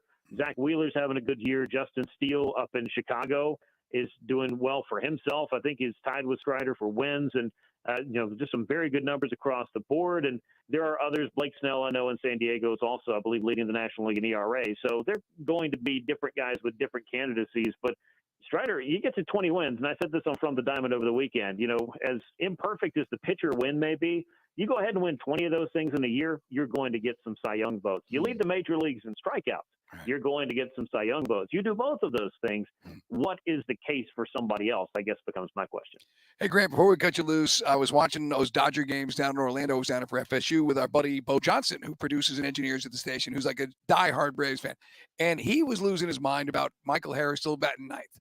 When does Michael Harris move up in the lineup? And are they just so happy with the way things work? And I know that, obviously there's ducks on the pond a lot when Ronald gets a chance, but do you envision at some point Michael Harris permanently moving up in the lineup? In his career, absolutely. I think he's, profiles as a number 2 hitter. And for a lot of clubs across baseball, I've said this on my show. I've said it probably on the calls with you guys and others that, he can hit pretty much anywhere for all 30 teams in baseball. This just works for whatever reason. It just works. Like you said, it sets the table for Ronald, Ozzie, Austin Riley, Matt Olson, the dynamics of having, Michael Harris and Ronald Acuna Jr. on base at the same time, I think, can create, a whole era of some havoc for pitchers to have to deal with. And, you just look at the last couple of years. And again, if it ain't broke, I think to a certain extent, maybe you don't have to fix it, but you can let it ride out for a little while longer. I think that's kind of where they're at for now. But yeah, there's no question that Michael Harris, especially with what he's shown of the ability to, he started slow for a couple of months, dealt with injuries. You kind of started to wonder, what's the end of this season going to look like for him? He's batting .290 and has a chance for 30 doubles and 15 or 20 home runs and 20 steals again. And numbers that really look a lot like his rookie season of a year ago.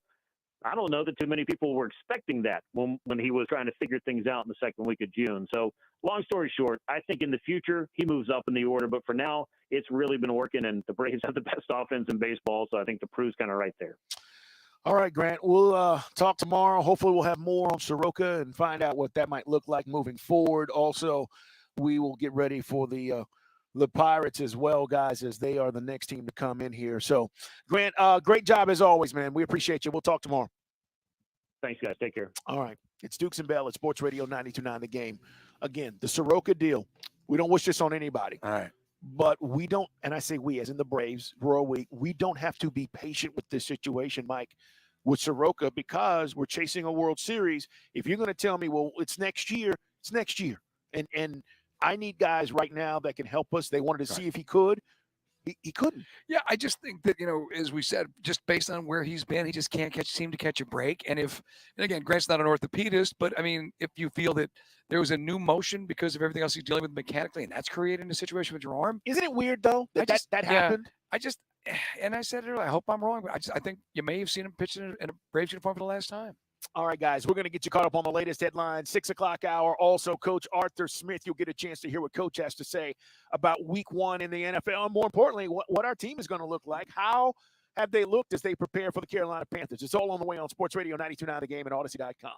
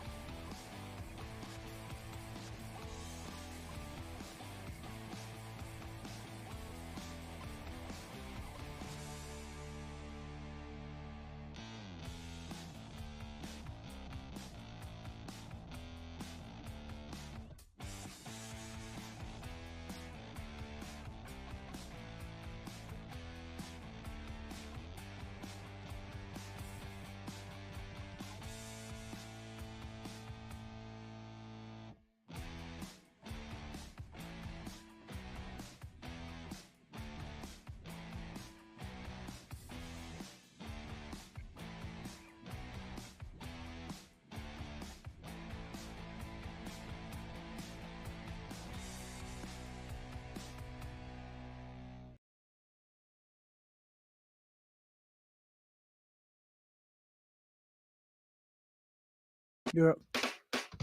It is Dukes and Bell. It's been a fun day up here at Flowery Branch, guys, as our Falcons continue to practice and get ready for Sunday's matchup. You're going to hear Coach Arthur Smith coming up here in about 10 minutes, so stay tuned for that. Also, this hour is brought to you by Northside Hospital. For a healthier future together, look to Northside Hospital.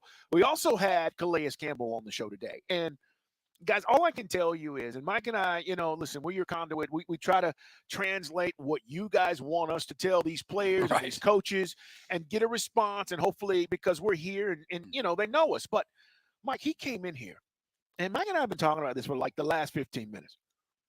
He was not only on point, he just made you feel like if you're not on board right now, you're about to miss out. Because we have this conversation with you. Not only you. I know there's guys out there that are diehard Falcon fans going all the way back to, Fulton County Stadium, and nothing's going to change that. But there's always that element which we deal with, mostly through social media. Yeah, I believe it when I see it, whatever. Same old Falcons, same old this or that, same old. Here's a dude who's been there, done that, seen it, and he's excited about this team. And he told you why, and he gave you the reasons. He basically went from position to position, talked about the young guys. And that's the kind of dude. That's why I brought up because I didn't think about asking about Dwight Freeney, but just sitting there looking him in the eye reminded me of our conversation with Dwight Freeney. True. Who was, and he's more dynamic than Dwight was, as far as being a leader and you're right and being involved in where this team is going. And I just think as a Falcon fan, yes, the rest of the country has not caught up to us, and they're gonna. If everything goes like we think it's gonna, they're gonna. But this man just gave you a peek behind the curtain of where this team's going. Yeah, it was. I'm just gonna tell you, go to the Odyssey app and hear it. That's all I'm gonna tell you. And we'll replay it for you tomorrow because it's great. That's the most fun I've had talking to a Falcon player since I think we talked to Bijan earlier this summer. You know what, Mike? And just to kind of, we want the energy that we put out. Correct. Right? When we're talking about the team and you wonder if guys are feeling the same way, and privately is one thing. Like when these mics are off and we talk to guys and we tell you, all right, here's what we know. That's one thing. It's rare to get guys on the mic to feel like he felt and talked about this team the way he talked about it. And the one thing that I asked him was, tell me your honest opinion. Dude, when you've been around the league 16 years, you done seen everything, okay? And that's not a guy who's got to come on the flagship of the Falcons and play pretend. He doesn't have to. He didn't have to. He just told. He told you like it is. But there's no front in there. There's no phoniness. That's a genuine enthusiasm. Well, you know why, Mike? I mean, he would tell you this too, because I get my money whether I tell you that or not.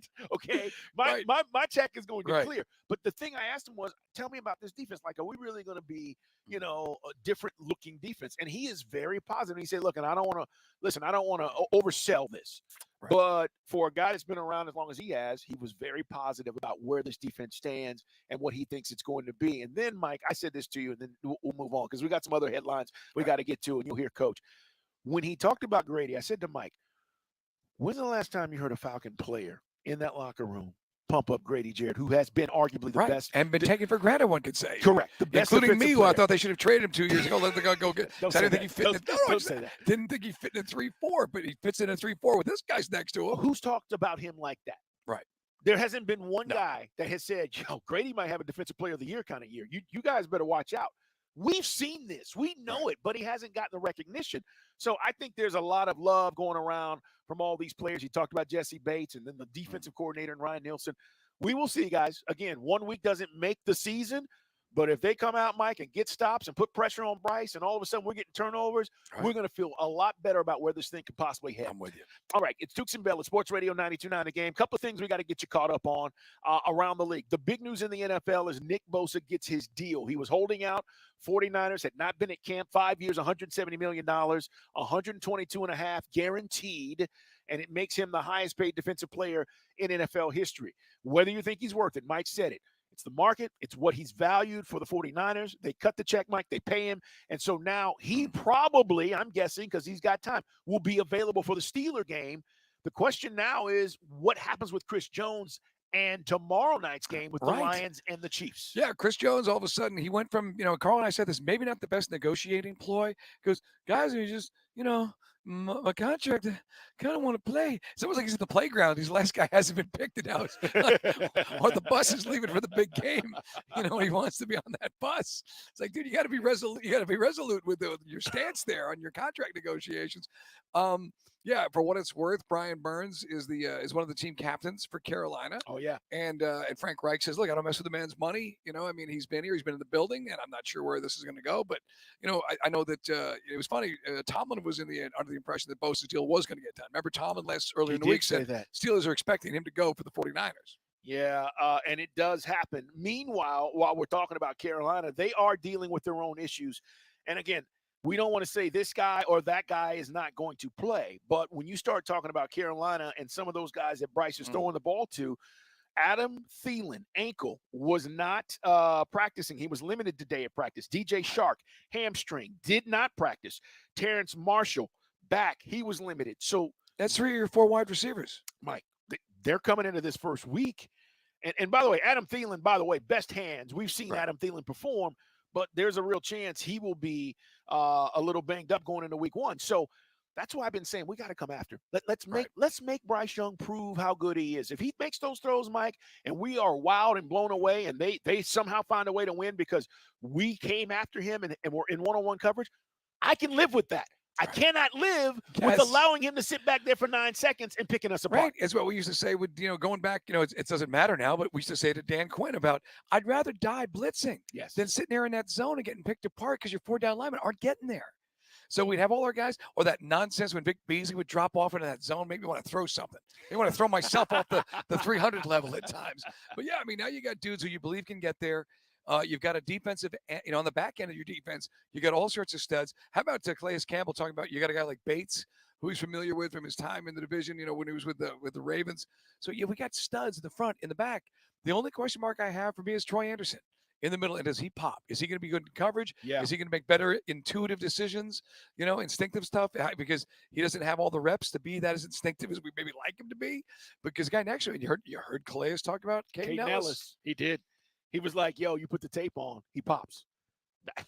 We are not making this up. We don't have to make this stuff up. You could argue he gets one more sack. He hits the 100 sack mark. It's a potential future Hall of Famer in Calais Campbell, who's been there and done that, been to the battles. And so again, as we said, if you feel that Dukes and Bell are the Falcons' private hype machine, no, I mean here's a dude who's been through the wars, and he was telling you this, not us. Not us. Meanwhile, Travis Kelce questionable for the opener. And by the way, the injury reports came out across the NFL today. Right. This is official. And Coach Art, you'll hear it coming up, but he said as far as like CP and Cordell Hodge, they have to make a decision before Friday. Correct. On whether those guys are going to be available Sunday. So we are not sure right now, as of Wednesday being up here, what that's going to mean for those guys. We were just kind of, as we said, just from being in the media for a bunch of years and kind of how coaches speak and how teams talk about things, I'm under the impression we're not going to see 84 on the field. Yeah. Yes, you're talking about CP. Yeah. I'm with you. And my whole thing is, I don't know if we need to rush him back. 2 years ago, we needed him. We had nothing. We needed him. I don't think we have to rush him back. We've got enough weapons on this offense to make it through, I think, a couple of weeks if need be. Maybe he's back next week. And the other news, Mike, as we were talking about, the NFL and what's going on around the league, because everybody's gearing up for week 1. Tomorrow, by the way, I want to remind you, you can listen. Mike and I will be on till 7. We're at Hooters in Kennesaw. Yeah, man, a 41. You know where it is, Maine. Lots of fun and shenanigans as we get you guys ready for the opening to the NFL season. We just talked about, see what Kelce can give it a go. It's going to be electric. Now, maybe the Lions, I'm curious. Kelce, to me, is worth 3 points in a spread. I mean, maybe that's overkill. I don't know. He is. But I would think that he's such a vital cog in that offense. But, Lions and the Chiefs. And if you want to come join us on the way home, especially for guys in that neck of the woods, come by and see us at Hooters starting at 2 o'clock through 7. Yeah. Game's on 92.9 The Game, right? Correct. After we get done, the game will be on. And so we are your home for the NFL. I want you to hear Drake London while we're talking about wide receivers and some of the guys that we're going to look to see big things from. Drake was talking about how the wide receiver room pushes each other. And again, we expect big numbers from Drake. You'll hear what Coach had to say about Kyle Pitts as Mike asked him about the health and where he's at. Here's Drake. Most definitely, especially for our wide receiver group. We was big on that, pushing ourselves every day and keep on pushing the limit pretty much at the end of the day. 5 seconds. Striving for greatness and just coach has been pushing us and we've been pushing ourselves as well. Striving for greatness. Now, Jonnu Smith, Mike, you keep thinking he's going to have a big role in the red zone. I do too. I think that he helps us. But he was asked whether or not, if you're not ready to play right now. And this was kind of a funny response from Jonnu Smith. Absolutely. It's at this point, if you don't feel ready, kind of the door is that way. So, it's too late to turn back now. Yeah, I mean, if you're not ready, he's right. I don't know where you're going. It's time to go full steam ahead. Meanwhile, college football, we found out today the Colorado TCU game, most watched week 1 game in college football. Over 7 million viewers. Is that right, Chris? Yeah. Great numbers on television. I just think, Mike, as that game went on, more people were tuning in. Biggest game on Saturday. The LSU FSU had over 10 million viewers on Sunday night. The only game in town, obviously, on TV. But, for an early start in that TCU game and have that kind of audience because Deion in primetime.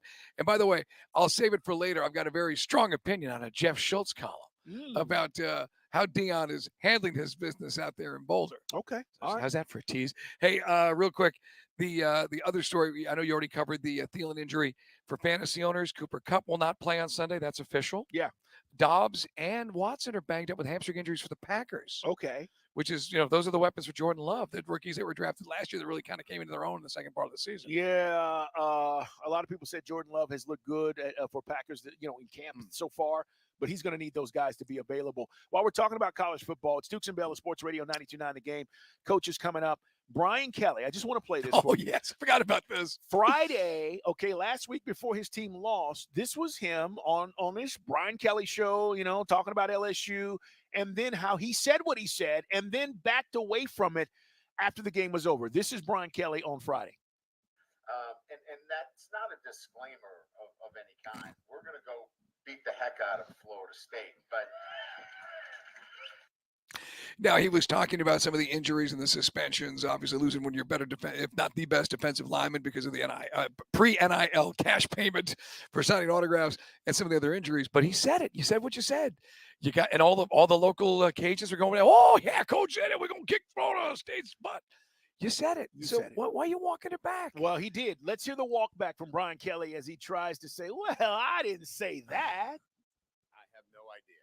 I mean, look, I think you all know me. I'm pretty careful with what I say and how I said it. Never have I been cavalier or disrespectful to an opponent in my 33 years. So if somebody wants to prop up a comment like that and inflate it into something that it is not, that's what social media is about today. But I have nothing but the utmost respect for Coach Norvell. I know who the opponent was. It's just not in my background nature to make those kinds of comments. You said you're gonna kick Florida State's butt. Yeah. You said you're gonna kick the heck out of Florida State. Now, if you want to say I like my team's chances in Baton Rouge, Orlando, anywhere in this country, say that. But you took it to the next level. You said we're going to kick Florida State's butt, and you said it. And now want me walking it back. I mean, and then you want to pump it up. No, it doesn't need any pumping up. You said it. It stands on its own. We're going to kick the heck out of Florida State.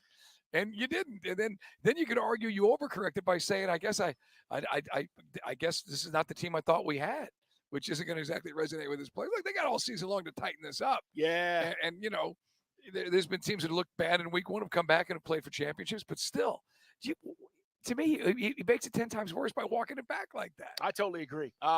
He should have just let it be. You got beat, but now he's like, well, I'm not cavalier when it comes to. Okay, Coach. We're gonna kick the heck out of Florida State. You said it. Hey, man, coming up, Coach Arthur Smith. What is he talking about as we get ready for week 1? It's Sports Radio 92.9 The Game.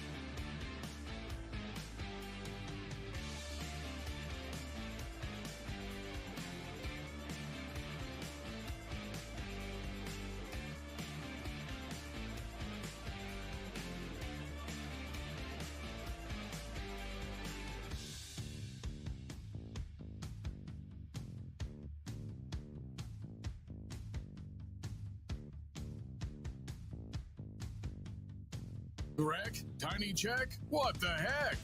The insurance company.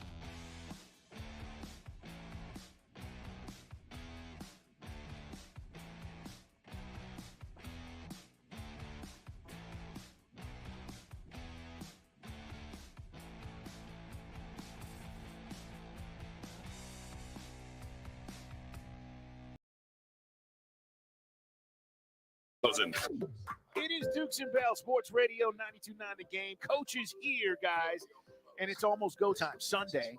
Coach, first of all, thanks. We're looking forward to these visits, as you guys know, on Wednesdays as the season gets underway.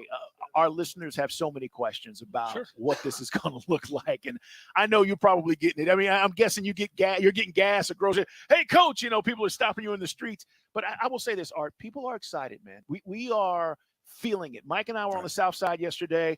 People were coming down, getting their Falcon flags, and it was like, Dukes and Bell, man, what's this team? What's it going to look like? Do you sense that? Yeah, I do. And so, it helps. You try to, obviously we're up here busy working, but, I love living in Atlanta, and the people are so great. You feel the energy, this weekend, kind of the last weekend is the calm before the storm. And so, as we work and then try to get out and do something to feel normal, but you can feel it. People, maybe they just wanted to say nice things. That's the one I do appreciate about living in Atlanta. But no, the energy is real. It is Arthur Smith with us. One of the things that came in yesterday with 500 Falcon fans, they come up to us and go, "Hey, man, I know what you're saying there. What do you really think about Ritter?" I go, "Look, it doesn't matter what I think. The guy who matters, we're going to talk to tomorrow, and that's you. What have you seen? What is different? The progressions? Have there been any advancements that you've seen him take this summer?" Absolutely. It helps going in, knowing that you're a starter and being the second year in the system. And we've evolved a lot. We've added a lot, but the language is similar. He's been around me and Dave Ragone, and the expectation and going in. And so all the reps you get as the starter, and he's got a lot of natural leadership habits. Oh yeah, he always. And it rubs off on people. And that's what you saw in Cincinnati. And that's going back to him as a high school player. And, the thing is, in this league, I think you guys have covered sports for a long time. And somebody put it this way, same number of teams as it was 20 years ago. Let's call it 100x more people that cover. And in a lot of ways, it's great, and then the game has grown and whatever. And so you're getting a lot of opinions, and it's what the marketing that makes the league and the excitement that's a draft. And for whatever reason, sometimes it's hype. But the beautiful thing about football is we got to go prove it. See it every year. There's guys that get taken, and it's a crapshoot. If you're the first quarterback taking the draft, it's 50-50 over the last 20 years. On and on and on. We have conviction in Dez, and a lot of times with different quarterbacks, they've been in a different situation. Who knows? And we feel like we've got a really good situation with Dez. He feel like he fits what we're trying to do. So we're excited about him. Coach, last year, I don't think anybody expected us to run the ball the way we did, right? Third in the league, finished the season. And now I'm looking at this O-line and I'm going, are we better? Coach, are we better than what we're going to be, what we were last year up front with the O-line? Well, certainly there's a reason we invested in Chris the way we did, and certainly Jake, and, he's been here, and I think Jake had a heck of a camp. He's playing really well. Hopefully he's got a lot of his dad, Bruce, his longevity in him. And then with Caleb coming back, so there's familiarity. Drew, playing the center position for most offenses, especially what we ask him to do, it's like being a quarterback. And you can see the command Drew has now as a season under his belt as a starter. And Drew's going to be one of those, hopefully, long-term unsung heroes.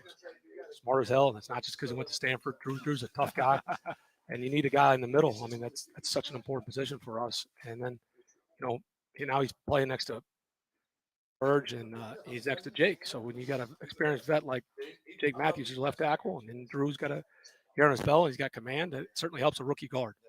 We talked a lot about Hennessy, obviously, because he got banged up. It seemed like things got moved up a little bit for Bergeron. Did that help him? Yeah, I mean, it expedited his rep count with the ones, and we were going to let that play out, and that's unfortunately what happened with Henny. But we feel good about the depth, and what we value here the lines of scrimmage, and we want to develop guys. I mean, it's such a different player coming out of college football on the lines of scrimmage, whether it was COVID or whether there's a million different theories, but I think you're seeing some of the O-line development being a little behind, but we invest a lot in it, and the gains that Ryan Newsell's made since he's been here. Like, he had a really good preseason. Tyler Vrabel going into the second year, Shafe, these guys that we feel good about. Kyle Hinton is a guy we brought in. We had our eye on last year, and we signed him. Those are the unsung. But when you have depth, you need depth in the line of scrimmage, both sides, and that helps. It's unfortunate with Henny, but Burge is a guy that played a lot of snaps in college. So we got a lot of starts on our belt. It's going to be different on Sunday, but when you're going against David Onyemata and Grady every day, that's a good way to get ready to play. Coach Arthur Smith, head football coach of our Atlanta Falcons, guys, here on Sports Radio 92.9 The Game. It's Dukes and Bell. We're going to do this each and every week, visiting with Coach after games and game weeks. Coach, what about this this Joker thing? We've been up here all day, okay? We've been at Flowery Branch all day. We got word a little bit earlier when you were talking to the other media members about this Joker thing. Explain to our audience what this is all about, Coach. Well, too many people, sometimes I like, there's the old conventional wisdom kind of bores me sometimes.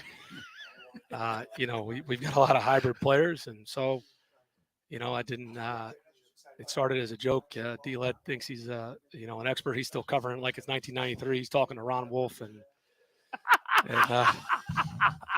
those guys up in Green Bay. Yes. And so, yes.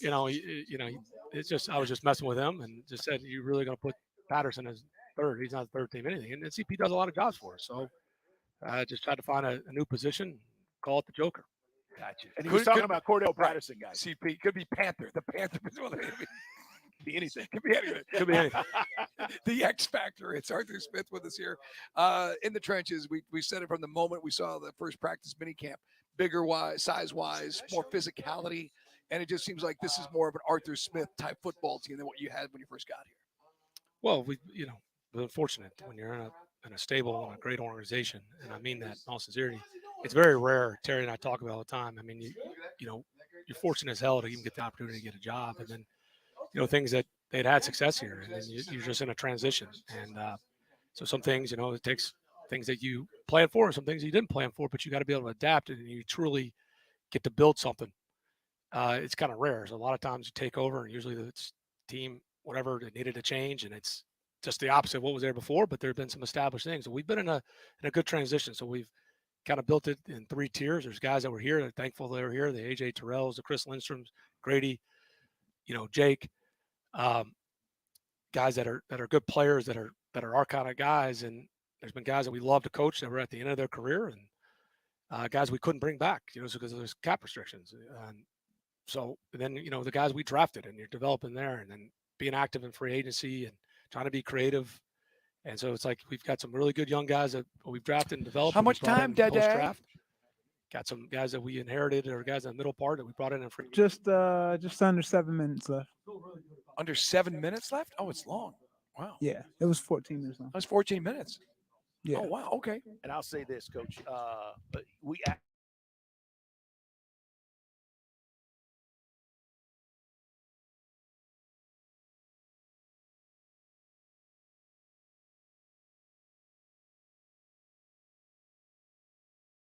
We're wavering and we're going to do this. This has kind of been the plan all along. It just takes a minute to get there, right? Right. And then the other thing too is you got to build a competitive culture. So even going into last year, you don't want to go in there and just we're not going to concede anything. So the chip on our shoulder, whatever it is, you want to have results, and that's why we fought like hell. And sometimes we went unconventional wisdom. And part of the reason those rushing numbers were so high is we felt, hell, we were running plays out of the pistol that they were running at Georgia Tech with Pepper Rogers, and Marcus was running some of the zone read stuff, and it was working. Sure, there's no some of the things we did on third down. Right. Hey, who said we had to line up and drop back? And if we didn't think that was our best answer, and it's unfortunate that we didn't win a couple of those other close games, or we could have gotten some playoff experience. We didn't. That's the reality of it. But you go in there and you try to kick the can down the road. Screw that. Yeah. That's not building a winning culture. And we know, and habits, and guys, you got to keep morale, and you got to show results, and not what we wanted, but it helped building along the way, especially with these young guys. Guys come from college that haven't been in a lot of close games. So that should help us. It is Arthur Smith with us, guys, live here at Falcons headquarters. From guys who coach Pop Warner to dudes who play Madden at home, everybody thinks they're the strategist. How will this That's a convenient narrative? How will this? I'm getting the Madden and the fantasy out of the way early, but you're going to play to your strengths. I mean, but as a coach, and you're the offensive mind, the feel for who you're going to with all these weapons that you've assembled for this year. Sure. I mean, that's what you want. You want to have options. You want to be balanced. You don't want to be, that's the thing year after year. I mean, you look how we attack people in 21 was very different in 22, and it's going to be different this season. But you got a lot of flexible pieces, and it depends what, the defense has to say too. So, a lot of times you feel you got the matchup, wherever they're in. If you get a man coverage, well, that's what you're looking for there. Or if they're going to pack, they're going to shade to a certain side of the field with, roll on the coverage, or they're going to try to pack the paint for whatever. We got to be able to go, away from their strength, and that's the game you play. And when you got a lot of pieces that are multiple and guys that can do a lot of different things, then you don't become obvious in situational football where they can't just double one guy. Right. And that's what you want. That's what, to me, that's what helps. And you talk about things that give you conviction. It naturally works itself out. I used to say this all the time in Tennessee. You want everybody to feel like they got a chance, and then naturally, Derek and AJ scored a lot of touchdowns, but made it harder to defend in the red zone when you're not just static and they can't just double person and you're holding the football. So that's what we want to be, and we need to score more touchdowns, and we know all that. But we got a lot of guys that can punch the ball in the end zone. I call that last mile delivery. That's what you got to have, because some of those plays that are on 2-yard line, you got certain guys. I mean, you saw last year with CP. He's one of those guys. He's a last mile delivery. He's got standing in the hole 2 yards. Jono was a guy like that in Tennessee. So we got a lot of guys that we feel good about. Was Pitts kind of have to be brought along a little bit slower this year because of the injury? Is he finally up to 100%? Well, look, no, those are good questions, and feel good about where Kyle's at, and he's going to have an enormous role in this team this year. And trust me, it wasn't by the impact he has when he wasn't out there. A lot of questions, and deservedly so. I mean, okay, you got a guy that came off, broke a lot of records in 21. People forget that. You talk about recency bias. He broke damn near every record, went to the Pro Bowl. And, for whatever reason, 3 minutes we didn't hit or didn't go, whatever. And we got to continue to do a better job. And so, Kyle, but when you have the right guys, when it's not toxic, is the guys not there pouting. And all Kyle cares about getting better. And it's gonna take off. I mean, the guy's 22 years old. Drake London is 22 years old. These guys grow together, it'll happen. And usually when Kyle plays well, we win. And when he was taken out of there, that definitely hurt us late in the year. Two things, Coach. I know you got to get up out of here. It's Dukes and Bell. One is injury update. Where are we at, Coach, with some of our guys? Can you tell us about Jeff Okudah? Anybody that, we feel like we've been watching here over the last few weeks? Any updates there? Yeah, just, earlier with Jeff, he's doing really well. He didn't practice today. I'm not going to rule him out yet, but he's further along than I thought he'd be. That's encouraging. So whether that's this week or next week, again, I just hate to put a timeline because there's some things that may come up, but he's doing really well. CP and Gordell and Patterson and Hodge were out there today, which is encouraging. We got to see, but the thing you've got to understand is if a guy's not 100%, we got to make that call by Friday. It's not fair to the team, right? And you don't want a guy to go out there, play a couple snaps, and then all of a sudden he's back for he's set back for 3 weeks, or he comes out after quarters. And those are decisions you got to live with, and that's the trust that's built back and forth between us and the players. So it's encouraging they practice. A minute and a half. For Falcon fans in our audience, what are we going to get Sunday? We know our teams compete. Week one, there's a lot of excitement. What would you say to Falcon fans about what we're going to get on Sunday?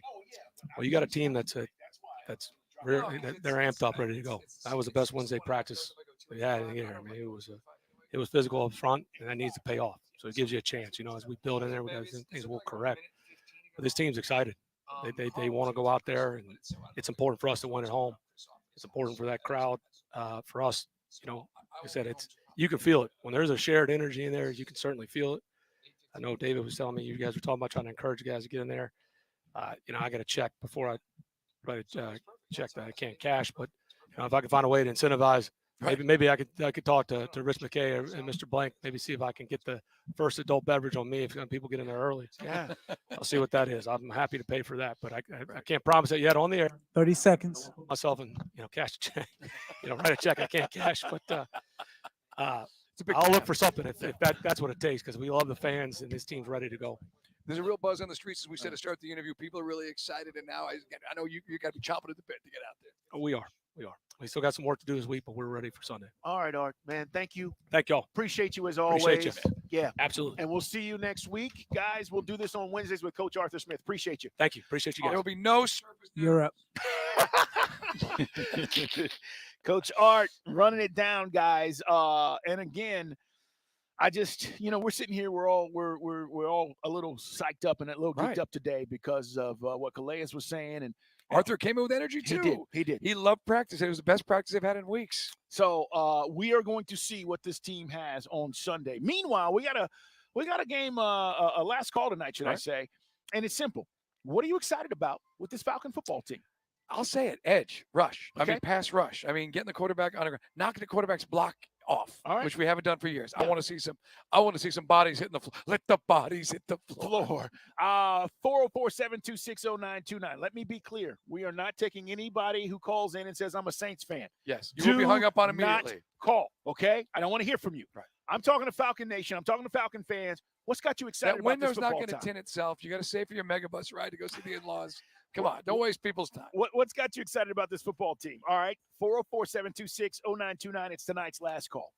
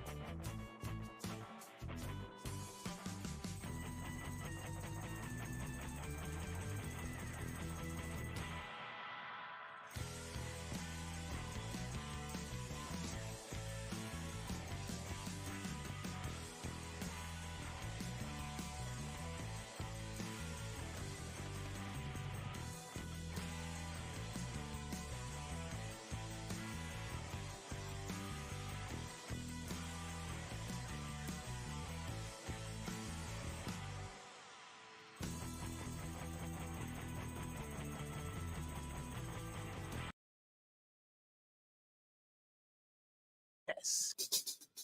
404-726-0929. We're going to get right to it. We've been up here at Flowery Branch. Mike and I are excited about a variety of things, but we're asking you, what is the one thing that has you excited about the Falcons as we head into week one, okay? It can be anything that you absolutely want. Quarterback, running back, it doesn't matter. Coaching, it doesn't matter. Jason gets us started in Winder. Jason, you're on Sports Radio 92.9 The Game. Hey, man. Jason. What are you most excited about up there in Winder? Oh, Jason, come on, man. You got to get us rolling. Let's go to the ladies. Christina in Decatur. About phones. Christina in Decatur. Is she there, Day-Day? She's there. Let's talk to Christina. Hi, Christina. Hey, can you hear me? Yes. What's got you excited? All right. I'm so ready for Kyle Pitts to be recovered from his injury and for Bijan Robinson to tear it up. That's Right what on. I'm talking about. That's See? what I want to hear. Thank you, Christina. That's where it's at. Thank you, Christina. That's One what I'm talking about. Guy just hit us up on Twitter. Follow us and put him up. See Dukes on Mike Bell, ATL, because I'm excited to not being outnumbered by opposing fans in my home stadium. It's a good point. Hell It yeah. really is. Christina. I'll say amen to that. Thank you for listening. We appreciate it. Vincent in Riverdale, what are you excited about, Vincent?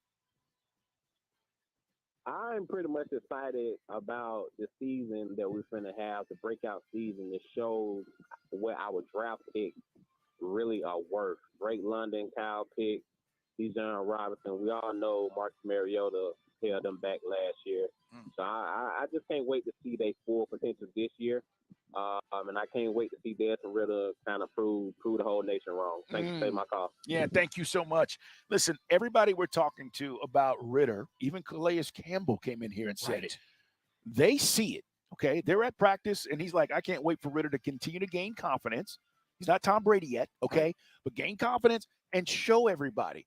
That's what we're getting from all these guys, man. Right. And if you want to get some serious hype, use the Odyssey app, rewind to 520, and Calais Campbell will get you excited about the Falcons, baby. Jim in Cartersville, what are you excited about the Falcons? Tell us. Hey, man. Dude, Calais Campbell just convinced me to stop being a San Diego Chargers fan because I won't root for LA for anything, and be an Atlanta Falcons fan. For the first year, I will not be a San Diego Chargers fan. Calais Campbell just did that an hour and a half ago. Let's go, Falcons. Let's go. Right. Let's go. The right Reverend Calais Campbell making converts out there in the faux. I love it. All right, Swede, what are you excited about, man, with the Falcons? Hey, man. Hey, man. Their ability inside the red zone to keep Koo on the bench until it's time for an extra point.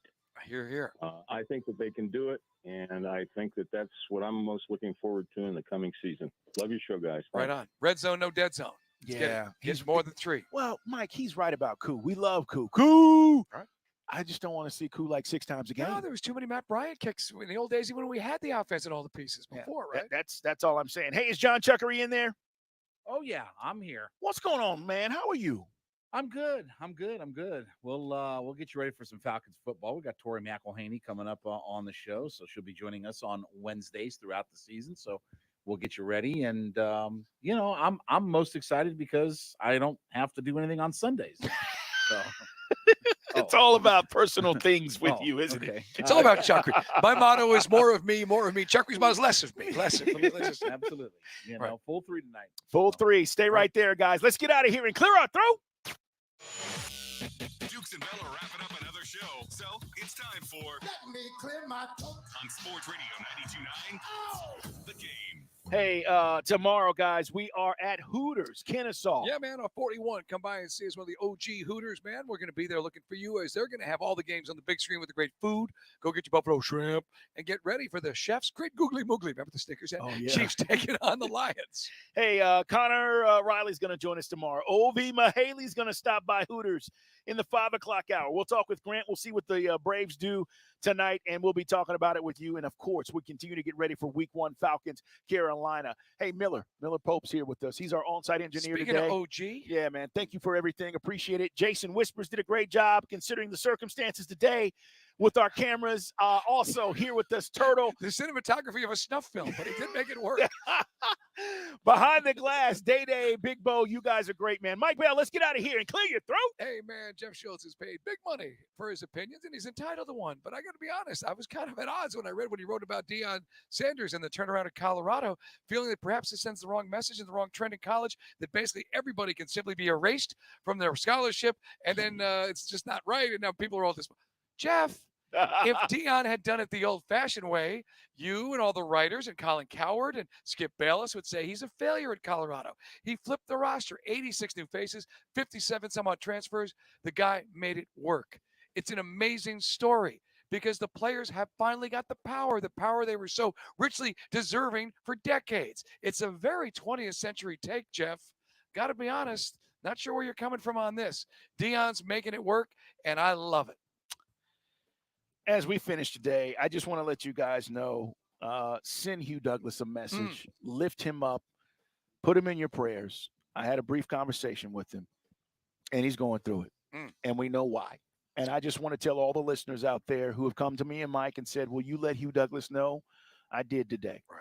And he's feeling your love, but send him a positive message and lift him up. We're back at you tomorrow. Hooters, Kennesaw. We expect to see you there. 2 o'clock, be here. If you love the show, you tell your friends. If you don't, man, that camera angle makes you look fat too.